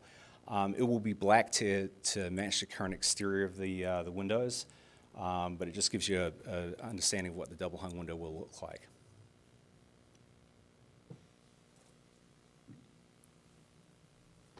This is, so as a commission, So just, we're having a retreat and we're going to be looking at a lot of windows. So can I ask you to put this window right up here? Oh, sure.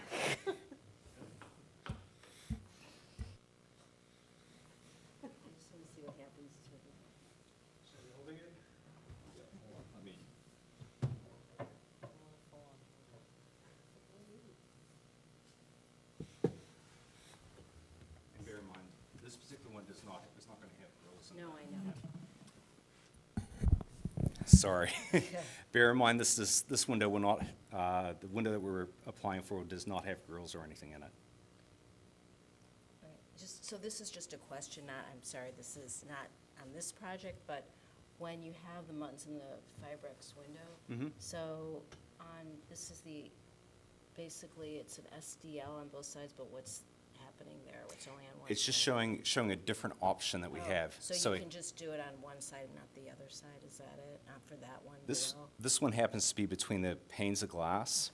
So everyone should, I'm just saying, it's here, take a look at it. Yeah, So this is, you can choose that option over right, that most of the option. time, whenever I've done That's inside. historic homes before, most of the time we do understand. muttons, it has to be the FDLs, yeah. So we could just keep the window for the March meeting. Okay, thank you so much.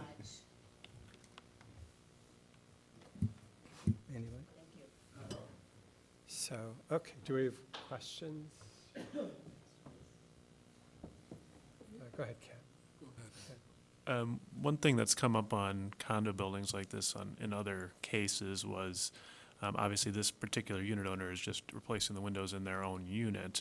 That's The right. rest of the building doesn't get changed. Does the condo association have any kind of standards for how people go about replacing windows to guide other unit owners and kind of keep a consistent look going forward? With a lot of associations, the replacement of the windows is up to the homeowners. Some associations, decide to do this, en masse and get it all done at once. That is rare. That's a rarity.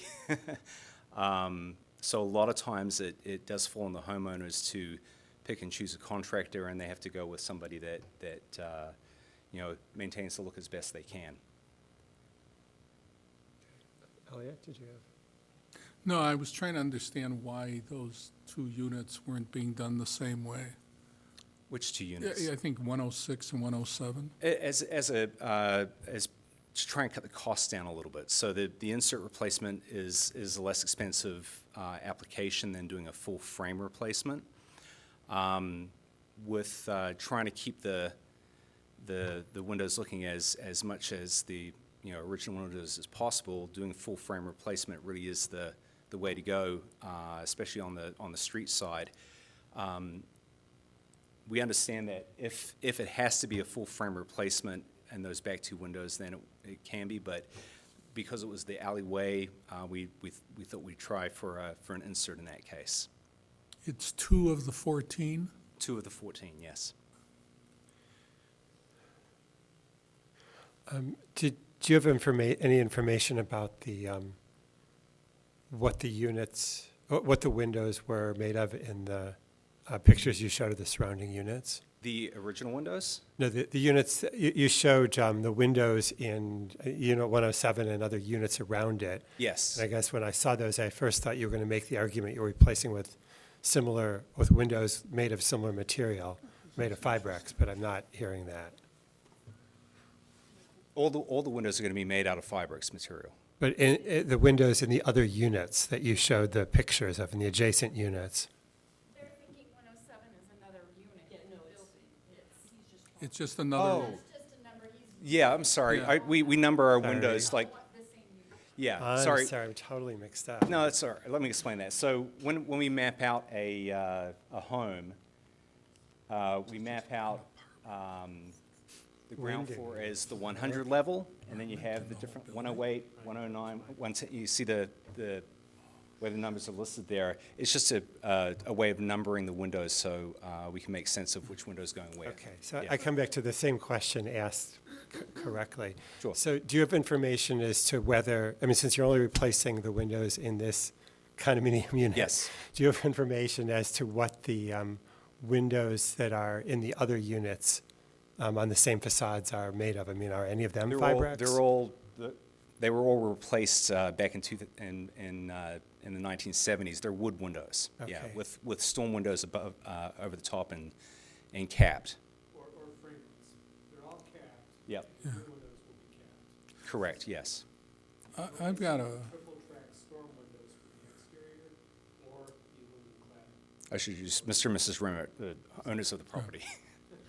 I do have a question. I guess it goes to something that was asked about the association, about the standards. But I thought when we dealt with condos that Carlos, correct me if I'm wrong, that we needed some kind of a statement from the association.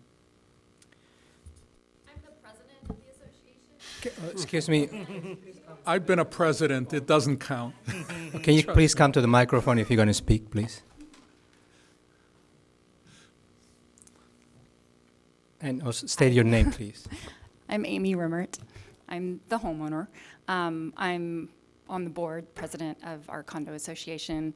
We have had various owners in the past that have replaced back windows, like the one we're planning to do on the driveway side. So it would be identical to the one that's above it. As far as the association, I can certainly have the rest of the board sign off on a letter to you. Hasn't that been the procedure? Yeah. In your, It's not required, no. It's not. can I ask, in your bylaws, do you have nothing about, The windows are up to each individual unit owner. Yeah. The building doesn't have any Yeah. law about everybody getting the same windows. Well, they have to be the same, looking from the outside, but each owner has to pay for their own windows. The Illinois condo law, you own your windows, not the association.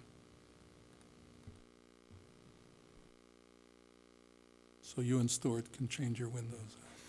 Just for information, in the past for similar condos in terms of multiple owners, we have, encouraged to have a plan so that they will come one time with a proposed replacement of a unit, and then subsequently the following owners will submit the same window, the same material, everything that eventually all the windows will match.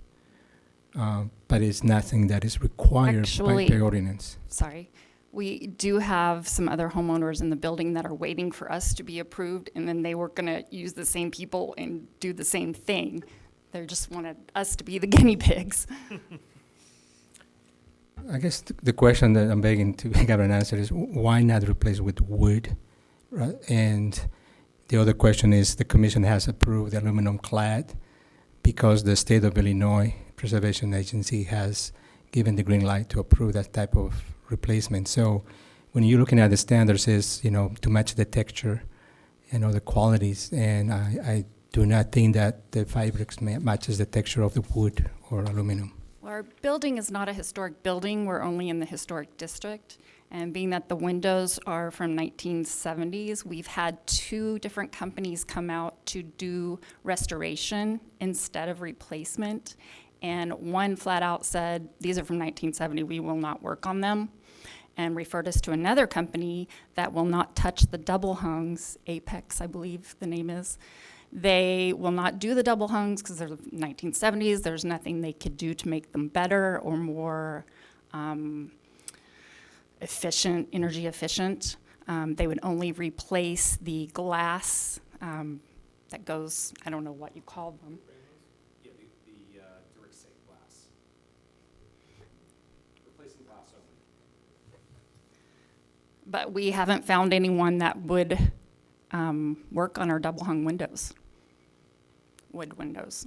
But these were replaced, these windows, they're not original, I'm sure. Correct. So there was a rehab of the whole building, and so I think, I understand, Carlos, what you're saying. I just think this might be a little different because they were already replaced. Yeah, I just want to hear the answer Yeah. because we didn't want to assume anything. But thank you for responding. Thank you.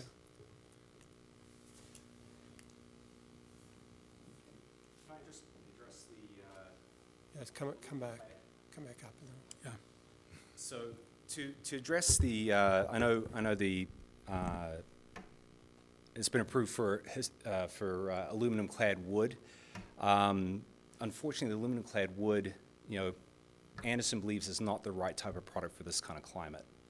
We're kind of leaders in the industry, and the problem that we run into with the aluminum clad wood and why we propose the Fibrex rather than aluminum clad wood window is that you do run into a problem with the aluminum getting cold on the outside, the wood being heated from the inside of your home, and that warm wood causes that cold to condense under the cladding, causing some major swelling and rotting issues that the industry as a whole are dealing with. There's been some major companies that have been dealing with class action litigation against them with this aluminum clad idea, specifically in climates that drop below freezing. And Anderson's taken steps to mitigate that by introducing the Fibrex material. We're now looking at 25 years we've been making this and selling it. And as I said, it's enabled us to produce a product with a frame that has a 20-year warranty to be in line with the glass warranty. Whereas a lot of the aluminum clad products have a 10-year frame warranty and rot's not covered with it. So that's why we've gone with the Fibrex material. It just has the longevity that we're looking for. And comparing an aluminum clad to a wood window, you've got an aluminum piece of metal over top of wood, whereas our windows are painted and they have a finish on them that's meant to simulate a freshly painted wood window that's meant to last. So it's actually a little bit more what you would typically see with a painted window versus an aluminum clad window. Thank you. Okay. Any discussion? So I think my fellow commissioners probably know what I'm going to say, but whereas Go I on. appreciate the extended warranty and durability of the windows, I still think it exists within a historic district, and I have said it before, I think a wood core window with an aluminum clad is more appropriate in a historic district than a Fibrex window. So those are just my thoughts. I think we're running into this issue that we were going to discuss at a retreat about aluminum clad wood, Fibrex, pultruded fiberglass, whatever else. And I think one concern I have until we resolve it, and I hate to be putting them off or anything in this case, is that, you know, the argument here is that it's not the original windows, therefore, but it seems as if we still end up establishing a precedent that somebody will say, once you've done it here, then the next one will be the original windows being replaced as opposed to the replacement windows being replaced with another window. And I'm not really sure how we go about doing this because we're still wrestling with that issue.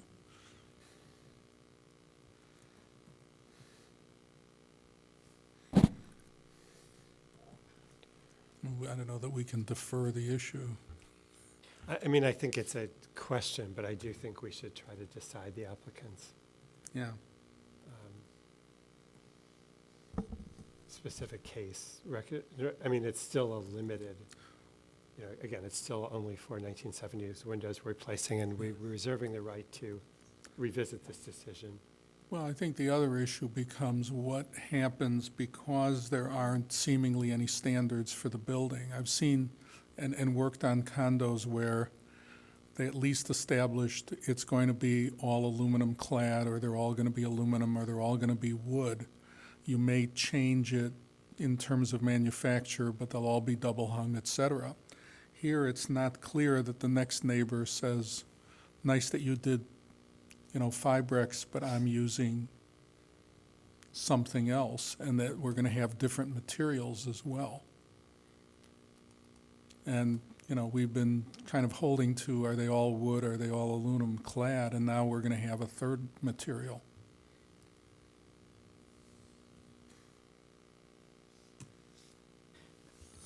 If I could just reflect on the purview of the commission in terms of visibility.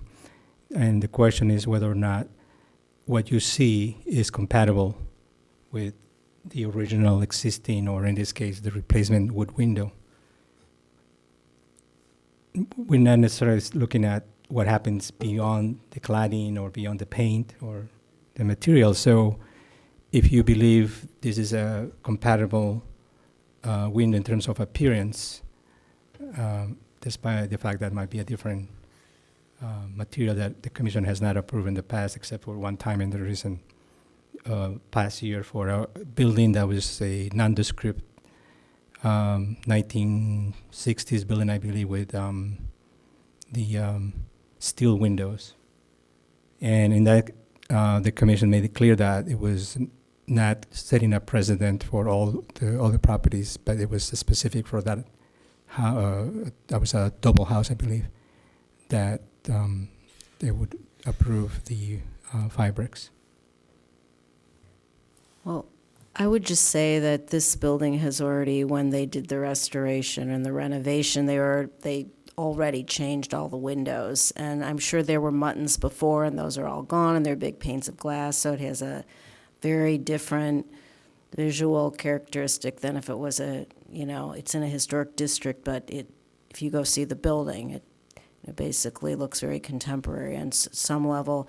And so you know, in terms of the window, the aesthetic of the window is going to look very much like what's there. Yes, I think it would be important if this gets approved by this commission that it's specific to this property, this project, and you know, in terms of any precedent it sets, I think it's case by case, but I also would think that as the president of your condo, that it would be important that there might be some standards you might set for the windows so that eventually when they're replaced, they are all the same. I think that's something we can't obviously tell you that must happen, but that might be a good plan. So if this does go through, because I agree with Elliot as well that we're looking at all these windows at our retreat and we're discussing all of these things. So for the preservation, it's not just the aesthetics, but it's also the material of the windows. But they have, there's some wood, but it's really been completely changed. And so that is the only reason that I would me would be thinking of like Fibrex window. It's not diminishing the historic nature of the building because really all the windows were already changed. So So I think the distinction would be is that even though it's an older building in the historic district, we're considering it non-contributing due to all historic integrity has been lost due to the pretty radical renovation in the past, and therefore it's more similar to the building Carlos alluded to, which was also kind of 1960s, 70s, not historic, even though it happened to be in the district, a non-contributing property. Drawing a distinction there. yeah, I agree. I mean, if yes.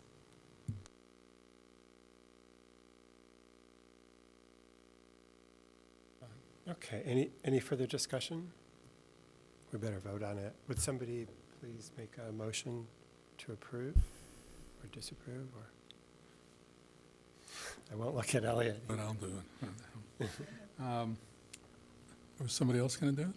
Oh, nice. I move that we issue a certificate of appropriateness for 903 Michigan Avenue, Unit 6.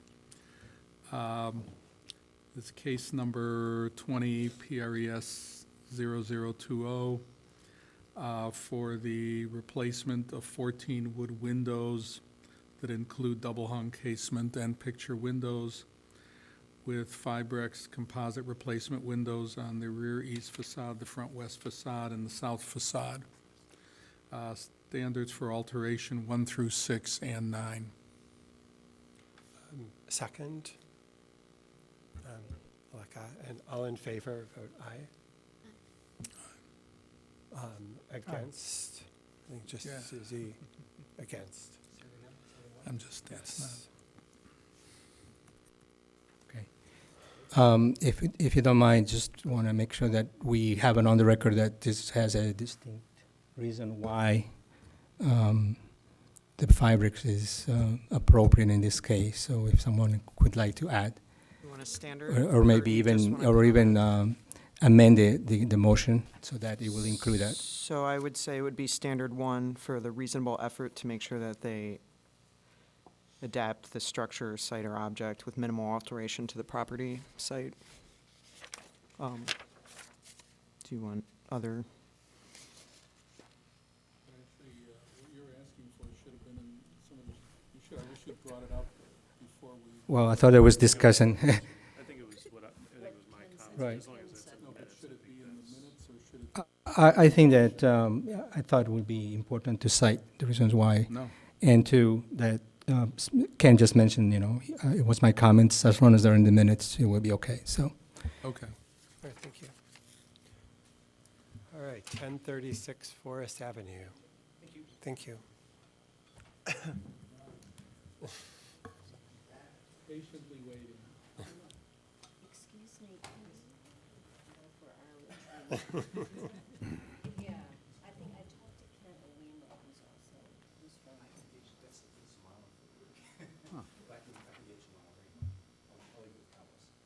That'd be great. Everything's all blank. Interesting. Because then, we can see what happens when we have it. Absolutely. Thank you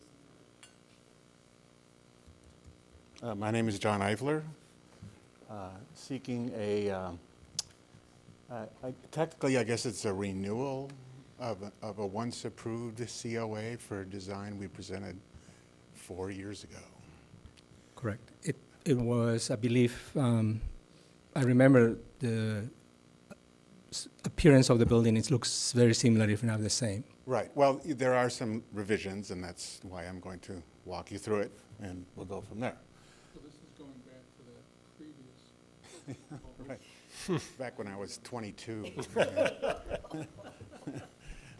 Right. So here is the site plan.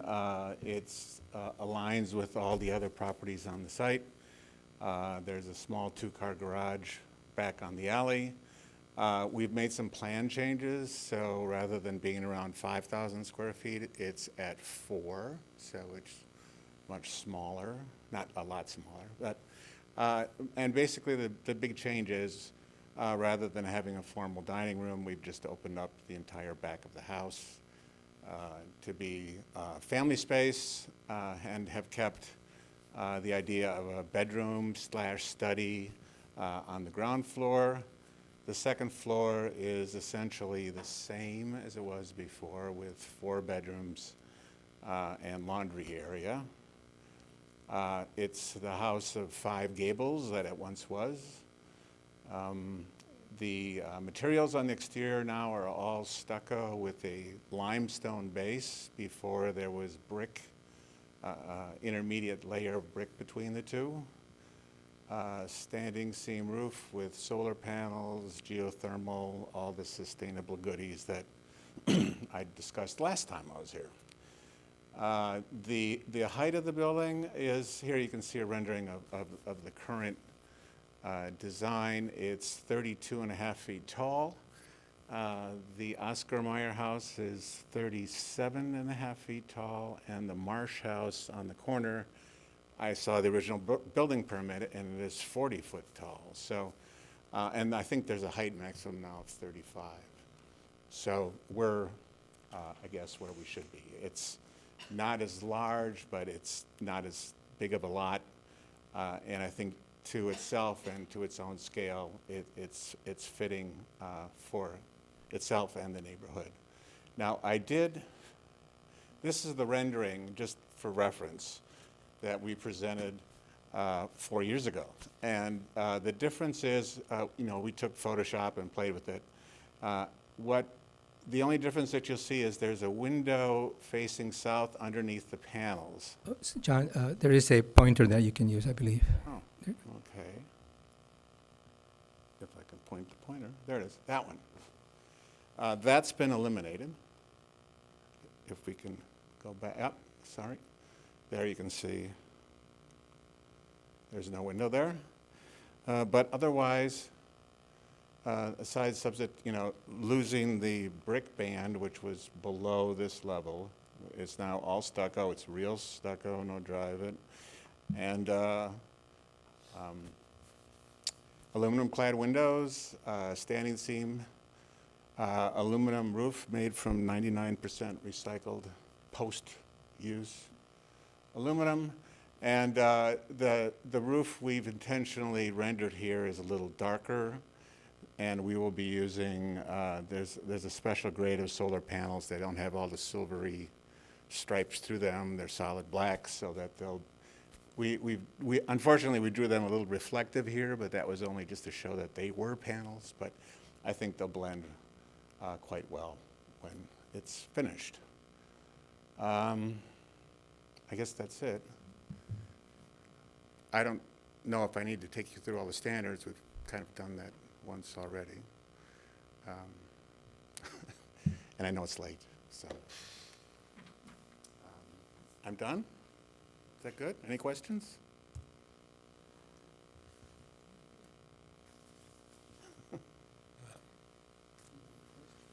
No? Okay. I just want to comment because, and this is about the solar panels, because we are in the process with this committee that the city's put together of putting together guidelines for solar panels. Yeah. So I'd like to speak about this because it's a new house. And you can weigh in, Alec, after this. It's new house. The cladding of the roof and the panels are sympathetic with each other. The panels, because these are the things we're thinking about right now, the panels are set back from the front, although they are observable from a public way. And also because it is new construction, I would say that it's handled very well. And in my opinion, in terms of those solar panels, it would move through. I would vote for that, in favor of that, in terms of the Preservation Commission. I just wanted to bring that up since we're developing these as we speak. So there's a new California company that's actually making panels in standing seams. It's the roof. Right. And of course, it's all experimental now, But you're not, it's not the Tesla shingles. not at all. It's different, yeah. It's very long panels that look like Hopefully standing seam. soon. And I called them, and it was some dude. Yeah, you know, but so it's still, you know, we'll see I how think it the works out. house is very well done, and it's across the street from me, so. All right. Yes. Do you have any display where we can see how it fits in with the other houses on the block? No, I don't, unfortunately. It's what someone used the word eclectic. There's a colonial wood frame. There's a big brick Oscar Mayer. There's a wonderful Gunzel and Drummond house that's stucco at the end of the block. Robert Spencer's across the street with stucco and wood. So it's a mix of materials and textures. There's town apartments on the other side of the street, on the east side, so it's a real mix. And the size of this lot is pretty narrow, so. Yeah, 50 feet.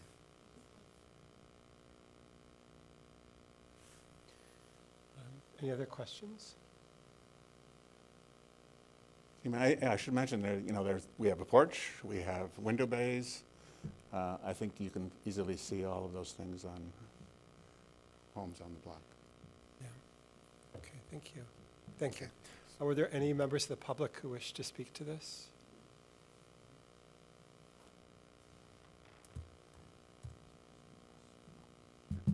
Good evening. My name is Joel Hammerman. I live in the Oscar Mayer house next door. We were here a year ago when there were different plans seeking a certificate of appropriateness, and there were notices that were provided by mail, or at least placed in mailboxes of the houses on the block.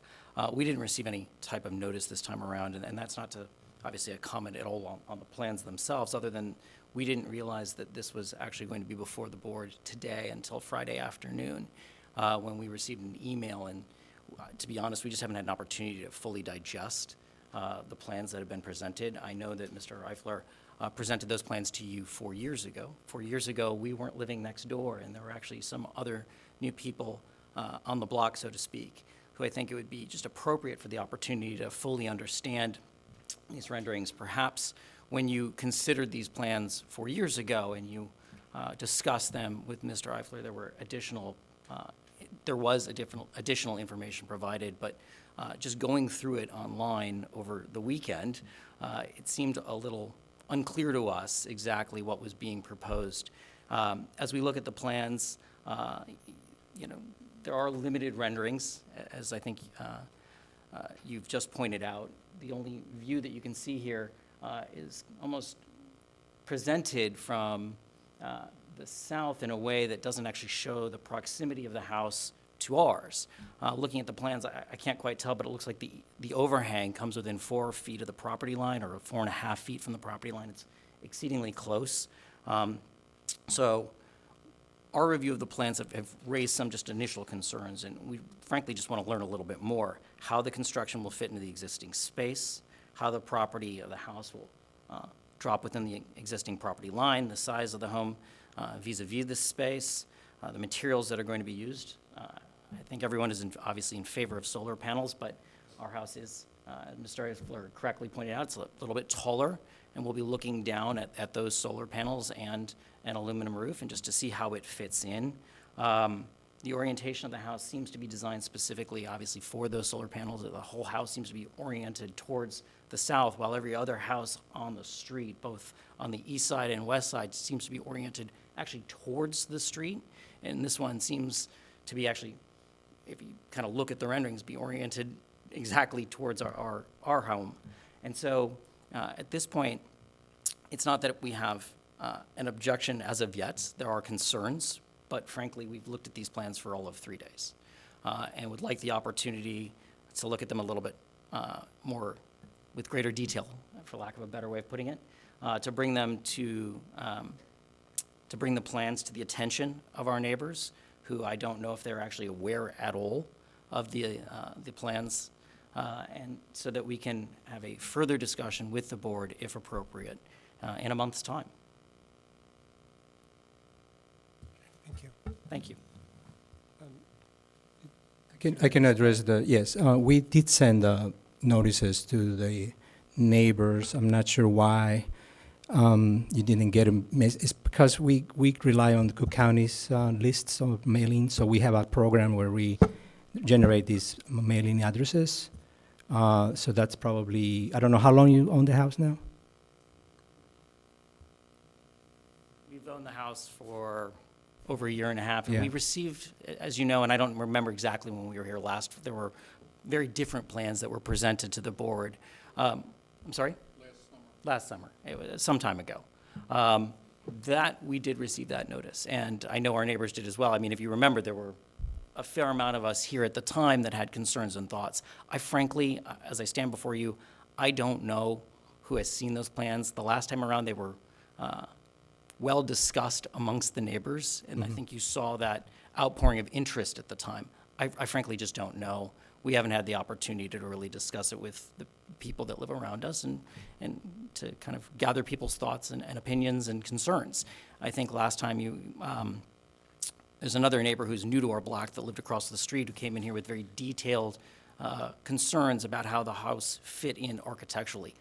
That was then. Those were different plans, and we fully recognize that. What I'm saying to you is, at least for us, we did not have the opportunity to kind of fully evaluate what has been presented here today, which was a very short presentation, knowing, of course, which I actually didn't know, that these plans had been, at least an iteration of them had once been approved by this board. But I think it's appropriate for the neighborhood to have an opportunity, and I can't speak to why we did not know till we received the email from this commission, I think on Friday of last week. Can I ask you a question? Can you ask the architects here, and you can ask some questions of the architect in terms you just asked about the materials, and so there's, is that possible that you can ask your questions now? I can ask some of them now, but of course I can't ask questions for anyone else in the neighborhood. Well, if they all did everyone get, I mean, I can only speak for myself. I understand. I understand. We send the notices to the printer. Yeah. The printer is in charge of doing that and also put them in the mail. Yeah. So I don't know, to be honest, why you didn't get it. Right. Fair enough. Yeah. Which property address are you located at? 1034 West Avenue. Directly to the south. And we've contacted one neighbor prior to coming here today, and I don't think they were aware either at the time. I would just like to point out that this is a lot that is very narrow. The other lots are, the house adjacent to it to the north is quite a large house on a very large piece of property. And I remember when this property was subdivided to create this. So this is a complicated and difficult lot. And I just want to point out that I think this is a very successful house, in my opinion, cited here. So I'm just encouraging you now to ask questions. Well, what I would say is it sounds like you've had the opportunity, going back, it sounds like probably 4 years when this house was subdivided from the lot to the north, where there was the conversations that existed at that time to fully consider how a house would be built here. Frankly, we haven't had that opportunity, and this is new to us. And as I said, at the onset, I'm not here to say I think the opinions of the neighborhood were made fairly clear at the last hearing that regarded this property. And again, those were different plans, and I think the commission heard them at this time. All I'm suggesting is that the neighborhood, ourselves included, be given an opportunity to fully digest them, and to ask the questions that may need to be asked. And as I said, literally, we did not learn of this till Friday afternoon. All I've looked at the plans that are online, I see that Mr. Eifler has handed us a copy of it. Looks like of some plans at this time that we will of course look through them and ask any questions that we may have. You're almost done. Okay. Apparently, my time is up. Thank you very much. We didn't time you. I'm sorry, I was is it- trying to retrieve the email to the printer, and it was sent on February 3rd. I do not, well, okay. Yeah. The email was sent to the printer on February. Look, I don't understand the machinations of how you Okay. provide notice, and I don't doubt the sincerity with which that process takes place. I can only tell you that Okay. we did not know. Thank you. Why don't you sit down? Is there anybody else who wanted to speak from the public? Yeah? Why not? Sure. Why don't you come to the lectern first? 4 years ago, when I was 22, the neighbors did show up, and there were multiple neighbors who applauded the design and approved of what was being built. That's Thank you. Discussion? I'm sorry, Beth, go ahead. Yeah, I guess I'm still lacking a full information for me to understand the spacing and the siting. And so, there is a site plan. It's just, I think I would prefer to have more information about how it's actually, sitting in relation to the neighbor here, and just how it does look from different points of view. Similar to how we've seen with the other new construction proposal that we talked about earlier today. Was this the only view in the packet? Mm-hmm. You see it by itself, Yeah, without a relation to the neighbor. I'm afraid there's a long history, not only the house that was approved, but the one that was disapproved, that we spent a lot of time on, and you probably have to go walk the block to get the full picture. I'm familiar with the block. I'm very familiar with the block. It's just trying to imagine this one right next to it. I'm just trying to understand the relationship there. Yeah, it's just better than just what we have there. It's a block of, several really very large, very grand homes that, this is a smaller lot, and the presentation this summer was to do a very modern home set far back to kind of not match at all the homes, whereas this is a much less, it can't look like the surrounding homes because they're so huge and grand. I'm not and talking about the look. I'm talking about the relationship to it, to the neighbor. I'm familiar that it's a narrow lot. There's a lot of space between it and the north neighbor where that house sits on its lot. So I understand. I can better picture that spacing, but just what I can't picture is the spacing between it and the southern neighbor. Was there just a site plan in the packet? There's a site plan. There's only the one site plan. Yeah, But there is a site plan in the there packet? is a site plan. Yeah. But it doesn't show you the block, I think is what she's saying. Yeah, it shows you the lot. Yeah, and just to see, just from can the show other you the point of lot view, to just the to see north. how those gables are gonna be adjacent to the neighbor. I would just prefer to see more views for new construction in this block. Yeah, no, you're right. The packet seems to evidence some fatigue by the presenter in showing us things. You're right about that. Any other discussion? This might be a question for, do you know offhand, you show 1030 Forest in the site plan, but the building to the north not? Do you know how close or far back from the Why street don't it you is? come to the-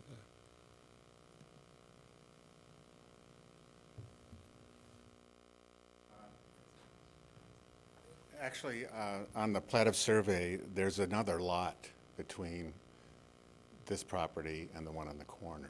It's a very large, I think it was originally 3 lots. Yeah. And they only built on 2 of them, so they have a yard that extends all the way to the alley. Quite a bit. Yeah. And I should mention, there are some more 50-foot lots to the south. They are, yeah.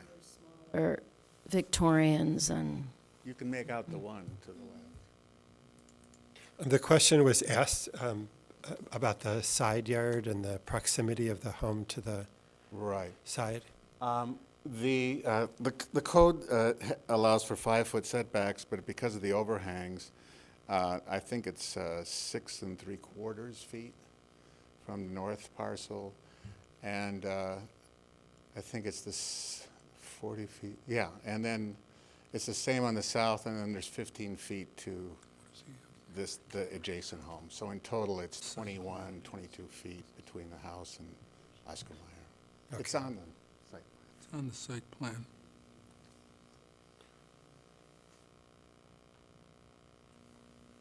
Any further discussion? So just as a comment, I was not part of the previous discussion of this property.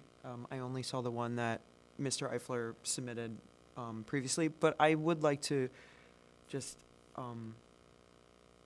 agree with Julie that I do think that this design fits very nicely on the site, and I think it's a thoughtful design and touches base on the issues I think we had on the other more modern design. So I just wanted to comment on that.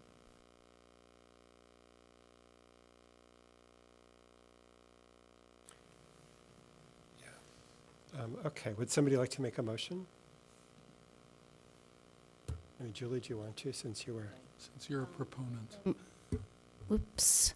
I make a motion that we issue a certificate of appropriateness for the new home at 1036 Forest Avenue, case 20, press deficit dash 0015. The applicable standards for new construction are 1 through 11, 13, 14, and 16. A second, Leka.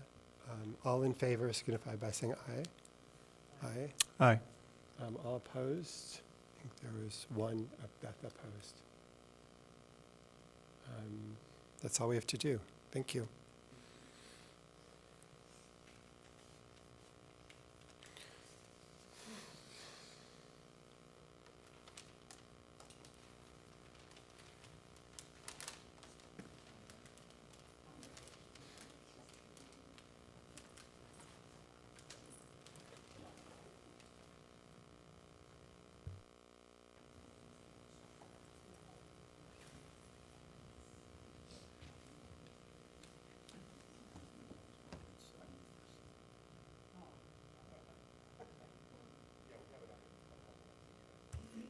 Can I make a motion on the minute?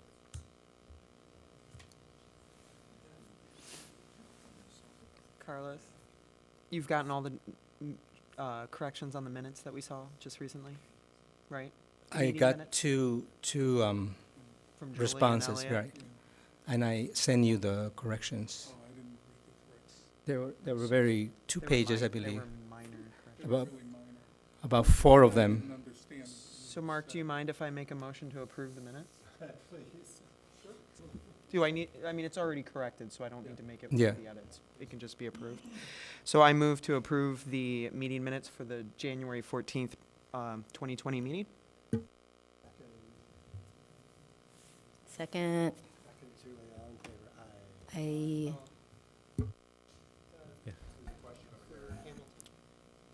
Aye. I, The case to be continued. Thanks, Brian, for reminding us. All right, so we have to, Continue it? The one we- go ahead. You want, okay, I move to continue 318 Hamilton Street to the March 10th meeting. Aye. All in favor? Aye. I, Thanks for reminding us. Yeah. They'll come running in any minute. Yes. Sorry, I'm just trying to figure out what's coming in here. I was trying to finish my typing here. Yeah. So, well, we did have another meeting with the group for solar and sustainability, and it was agreed upon that within the group that Julie and Aleka will draft the standards or the guidelines for solar panels, and it was agreed that the group will review them together. Maybe you can elaborate more where you are in terms of the standards. well, we have drafted guidelines. And so we are sending it out to the committee probably next week. And we think we're going to, maybe Carlos, you might want to take a look at it first. Yeah. But thanks to Aleka, who did much of the writing. But yeah, so we put them together. So here you go. It was John Anyway. Efford, yeah. I don't have it in my calendar. Can you tell us when is the next meeting?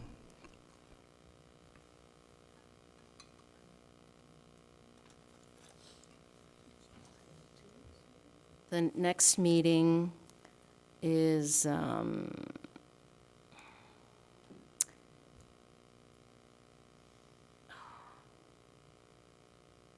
it's the 19th. And I want to say one thing, I think at. February 19th? The 19th, yeah. That at the meeting, I think we met, and we had only met once, we met again, and I felt that at that meeting that everyone in the different committees were pretty supportive and had taken the time to look at all the information that we put together.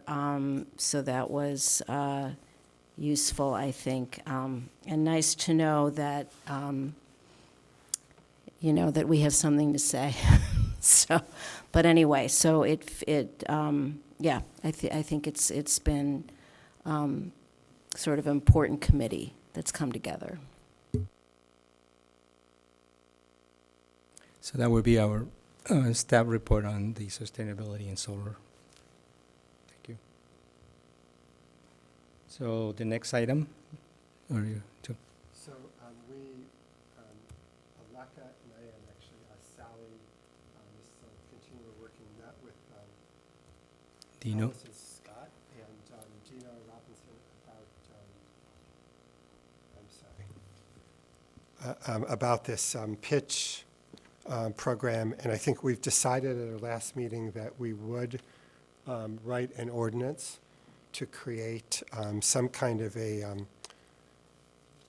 cultural district, preservation district starting in the 5th Ward. It wouldn't be a historic district within the ordinance. It would be something which would not focus really on alterations of buildings. But beyond that, we've got to actually get to work on it. I know I've been collecting some ordinances from around the country, and it's harder than I thought it would be to decide whether there'd be any steps to have any kind of procedure before historic buildings could be demolished, and what. But anyway, I think we will try to move through and get some kind of ordinance passed. And then I think the hope would be that after an ordinance is passed, maybe there will be funding of some kind of exhibits, walking tours, things like that. But I think everybody felt good about, just the fact that we would get some of the city council and get it passed in the next few months. And I think the alderman was very supportive of that. Anything you wanted to add about it, Carlos? No, other than we visited the center on Rich Avenue, just the corner from here to the north on this church.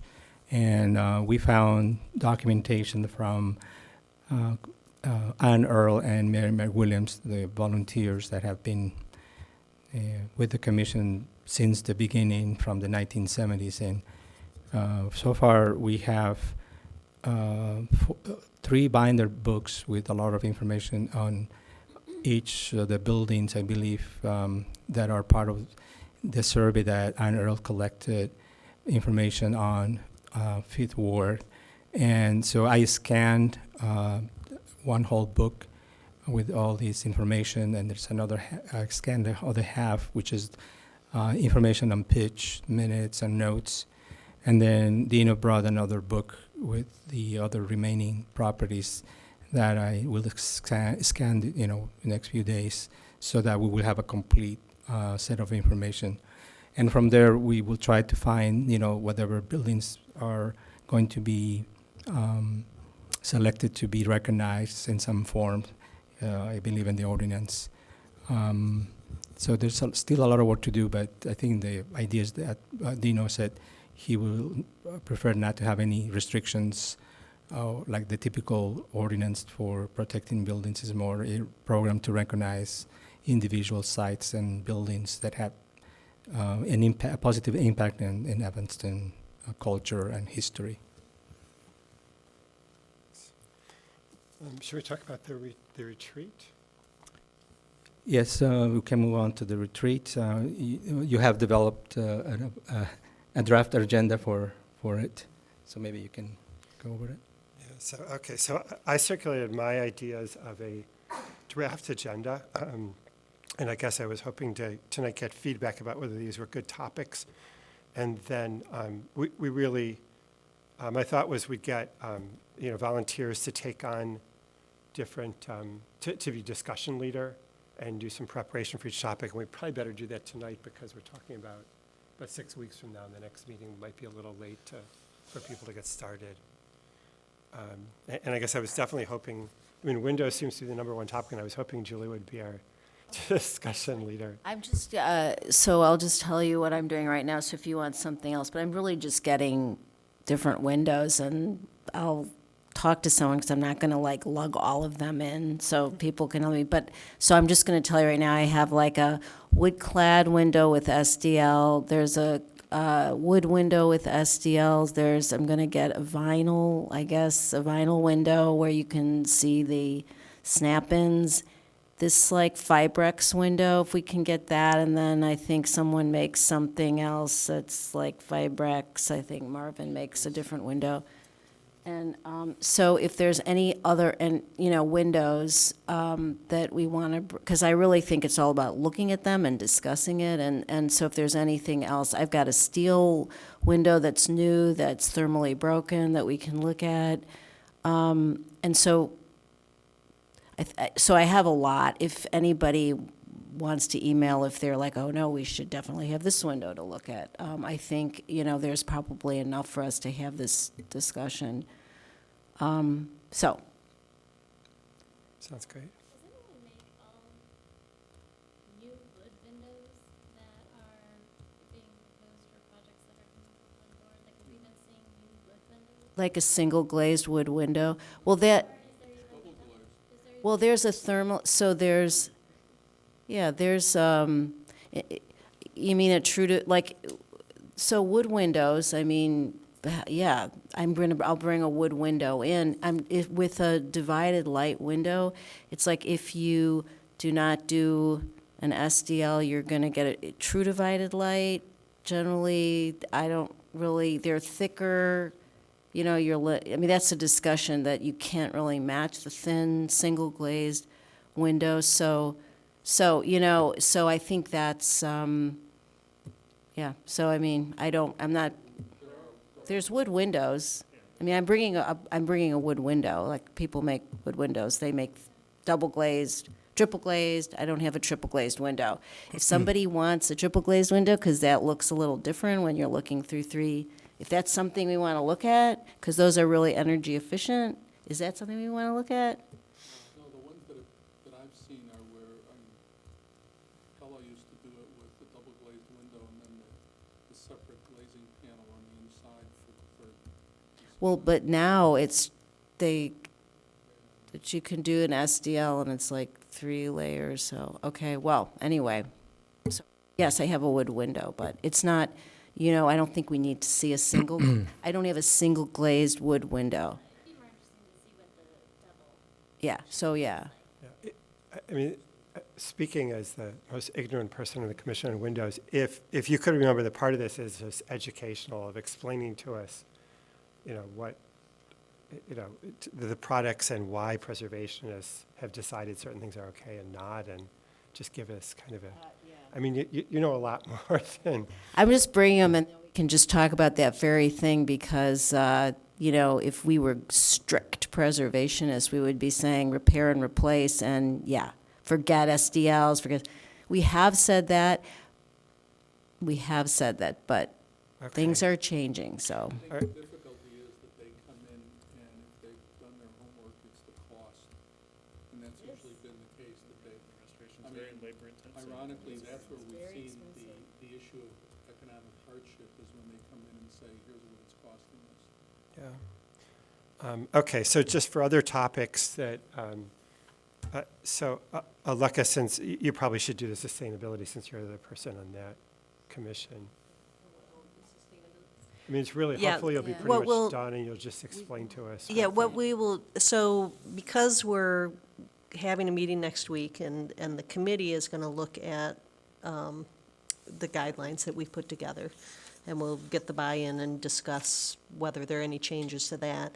And then we had discussed with the committee that before anything will, go up or go live, the entire commission needs to look at it and discuss it. So our thought was that we'll take it to the committee, we'll get that all finalized, and then we'll send them out maybe a week before the retreat. Okay. And then we can discuss any issues, comments, concerns that the commission has with the Okay, guidelines. super, that's great. And then I'll do the last topic, which I've been collecting articles on, we have a lot of issues of how you get public input, and I know I struggle to figure that out, and I have been, a lot of, particularly like big city commissions have all kinds of ways of, if somebody's doing a new house, they have a hearing, just design hearing, or opportunities for people to see things in advance, and, but at any rate, I mean, we can, people, we can talk about any ideas of different things we should do at the meetings, whether different formats, different ways of public comment, different ways of dealing with applicants. But I know I feel like it's a real struggle to do often, and I've learned something about it over the last year. But I think, again, I just want to be a discussion group leader, not a lecturer, but it's definitely worth talking about. I just think we should have time constraints to these, because There's times on here. Oh, great, I didn't see. If you read it, there's 5 times. minutes. Yeah, I was curious about that. I mean, are you trying to pack too much into one day? I mean, we're down to, some of those things are going to be 15 minutes. And Yeah, well, it took Julie 10 minutes just to list the windows, and she's only got 25 minutes to cover the entire topic. Well, no, she's got 50 minutes. It's a total of 50 minutes. I think the times are meant to be adequate. Well, if you include the discussion. Okay. I mean, and again, anybody can email suggestions. This was something I sat down in an hour and no. wrote. So I thought construction of new homes just seems like a really terribly difficult issue because it's, there's not necessarily reference points, and it just seems and then we've got a ton of community input that's just really hard to know what to do with. And so I thought it was worth discussing more in the conceptual, non-specific way to help us have a better framework as people come in. So do you mean just kind of going through the standards and I don't mean anything discussing- mechanical. I mean we have, I'll refrain from talking about specific projects, but we have, projects on blocks of new homes without historic homes next to them. We have projects, more eclectic blocks. We have 50 neighbors coming in and not liking the size of something, even though it's the zoning ordinance. And it's very hard because do you compare it to the house next door? Is that the reference point? Is it the block? I mean, it's much more open-ended and therefore much more controversial and difficult than just an addition to a house or something. And I think it's very, I find it to be very challenging to even know what we're doing. I mean, like, should we be applying the same standards to a house in the middle of a bunch of new homes versus one, on a block of, right next to two beautiful historic homes? Yeah, you know what, Mark, I think that's fine. I do think, though, that our standards for construction, it's always about I would say this again, context.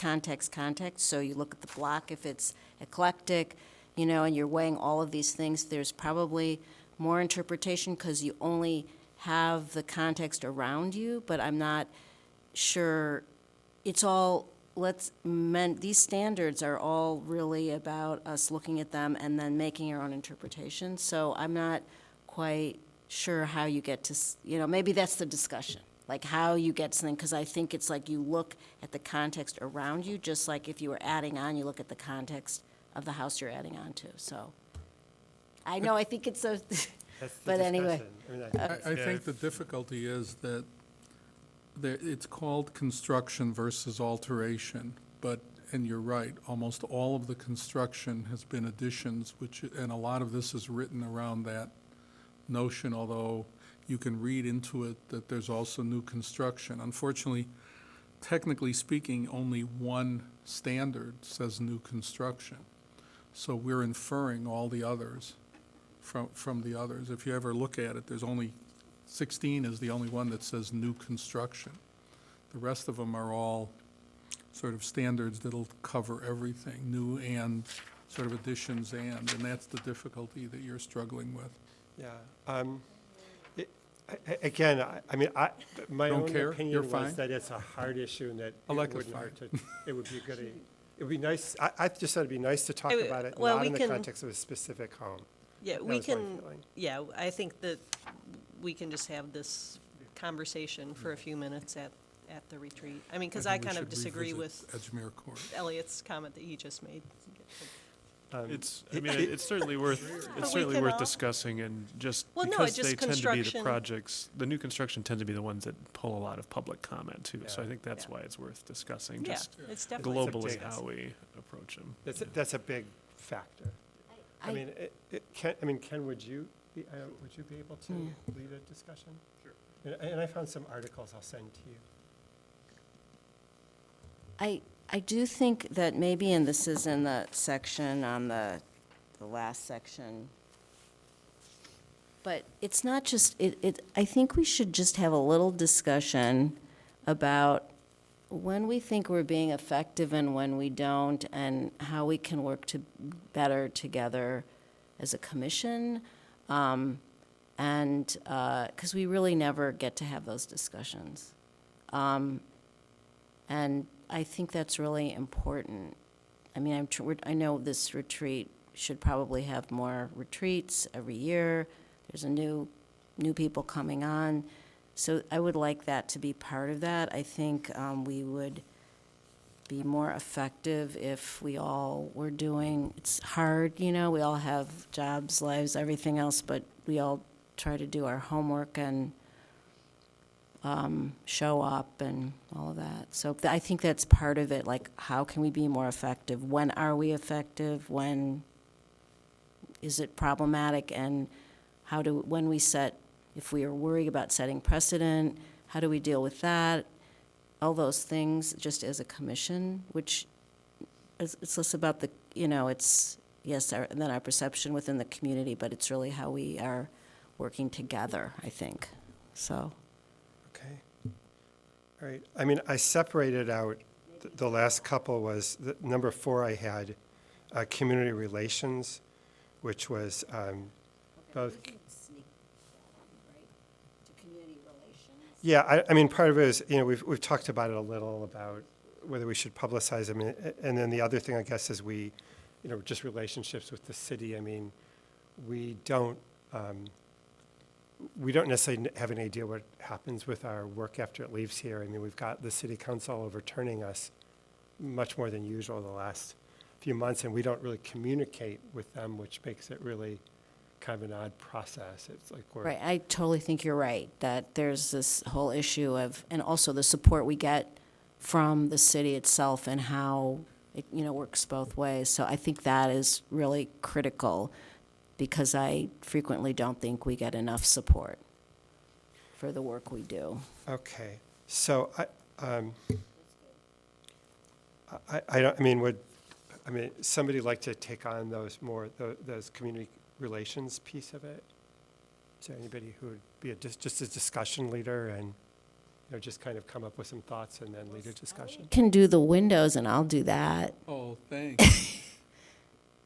Elliot, I'll just thought bring you the were gonna do- windows. I thought you were going to do the better guidelines, since you're an expert on guidelines, Julie. And then about 4 years from now, when they get around to doing No, that solar one is embedded onto the website. I know we have to change that. I would like to talk about the community issues, but then Elliot really could do the win. I don't care, whatever. You've already gathered all the goodies, is that it? I'm gonna bring and then you can just talk a little bit about some history or something. about the window, which is like 5 minutes. Okay, you'll be the discussion later. I'll actually Okay. spend a little time with you. I'll do it. Okay, Okay, but that'd be I'll super. bring those, then we can enlist help. All right, and Julie, the 4 and 5 kind of melt together, so we can both work on how to better divide it and whether there are other topics. I just wanted to get into all those process Any of them. issues and effectiveness issues Because the anodine somehow. versus primary, Um, whatever they use now. Okay, so I'll revise the outline some, and then you can tell us at the next meeting about the logistical arrangements for the meeting. Okay, very good. Should we adjourn? Anything else? Motion to adjourn, please. I want to thank legal counsel for having stayed through the All in entire favor? meeting. Don't require. Yeah, I mean, yeah, you needed to ask your predecessor who's on vacation how long he normally stays. He didn't clue you in, did he? I'm sorry. Scott, you were supposed to tell him. Just for adjournment. Yeah, we did, we adjourned. No, but can you tell me? Just vote? Okay. So All right, vote, everybody, we're voting. I made it, Julie seconded it. Aye. All in favor? We just voted you to chairman for the next meeting.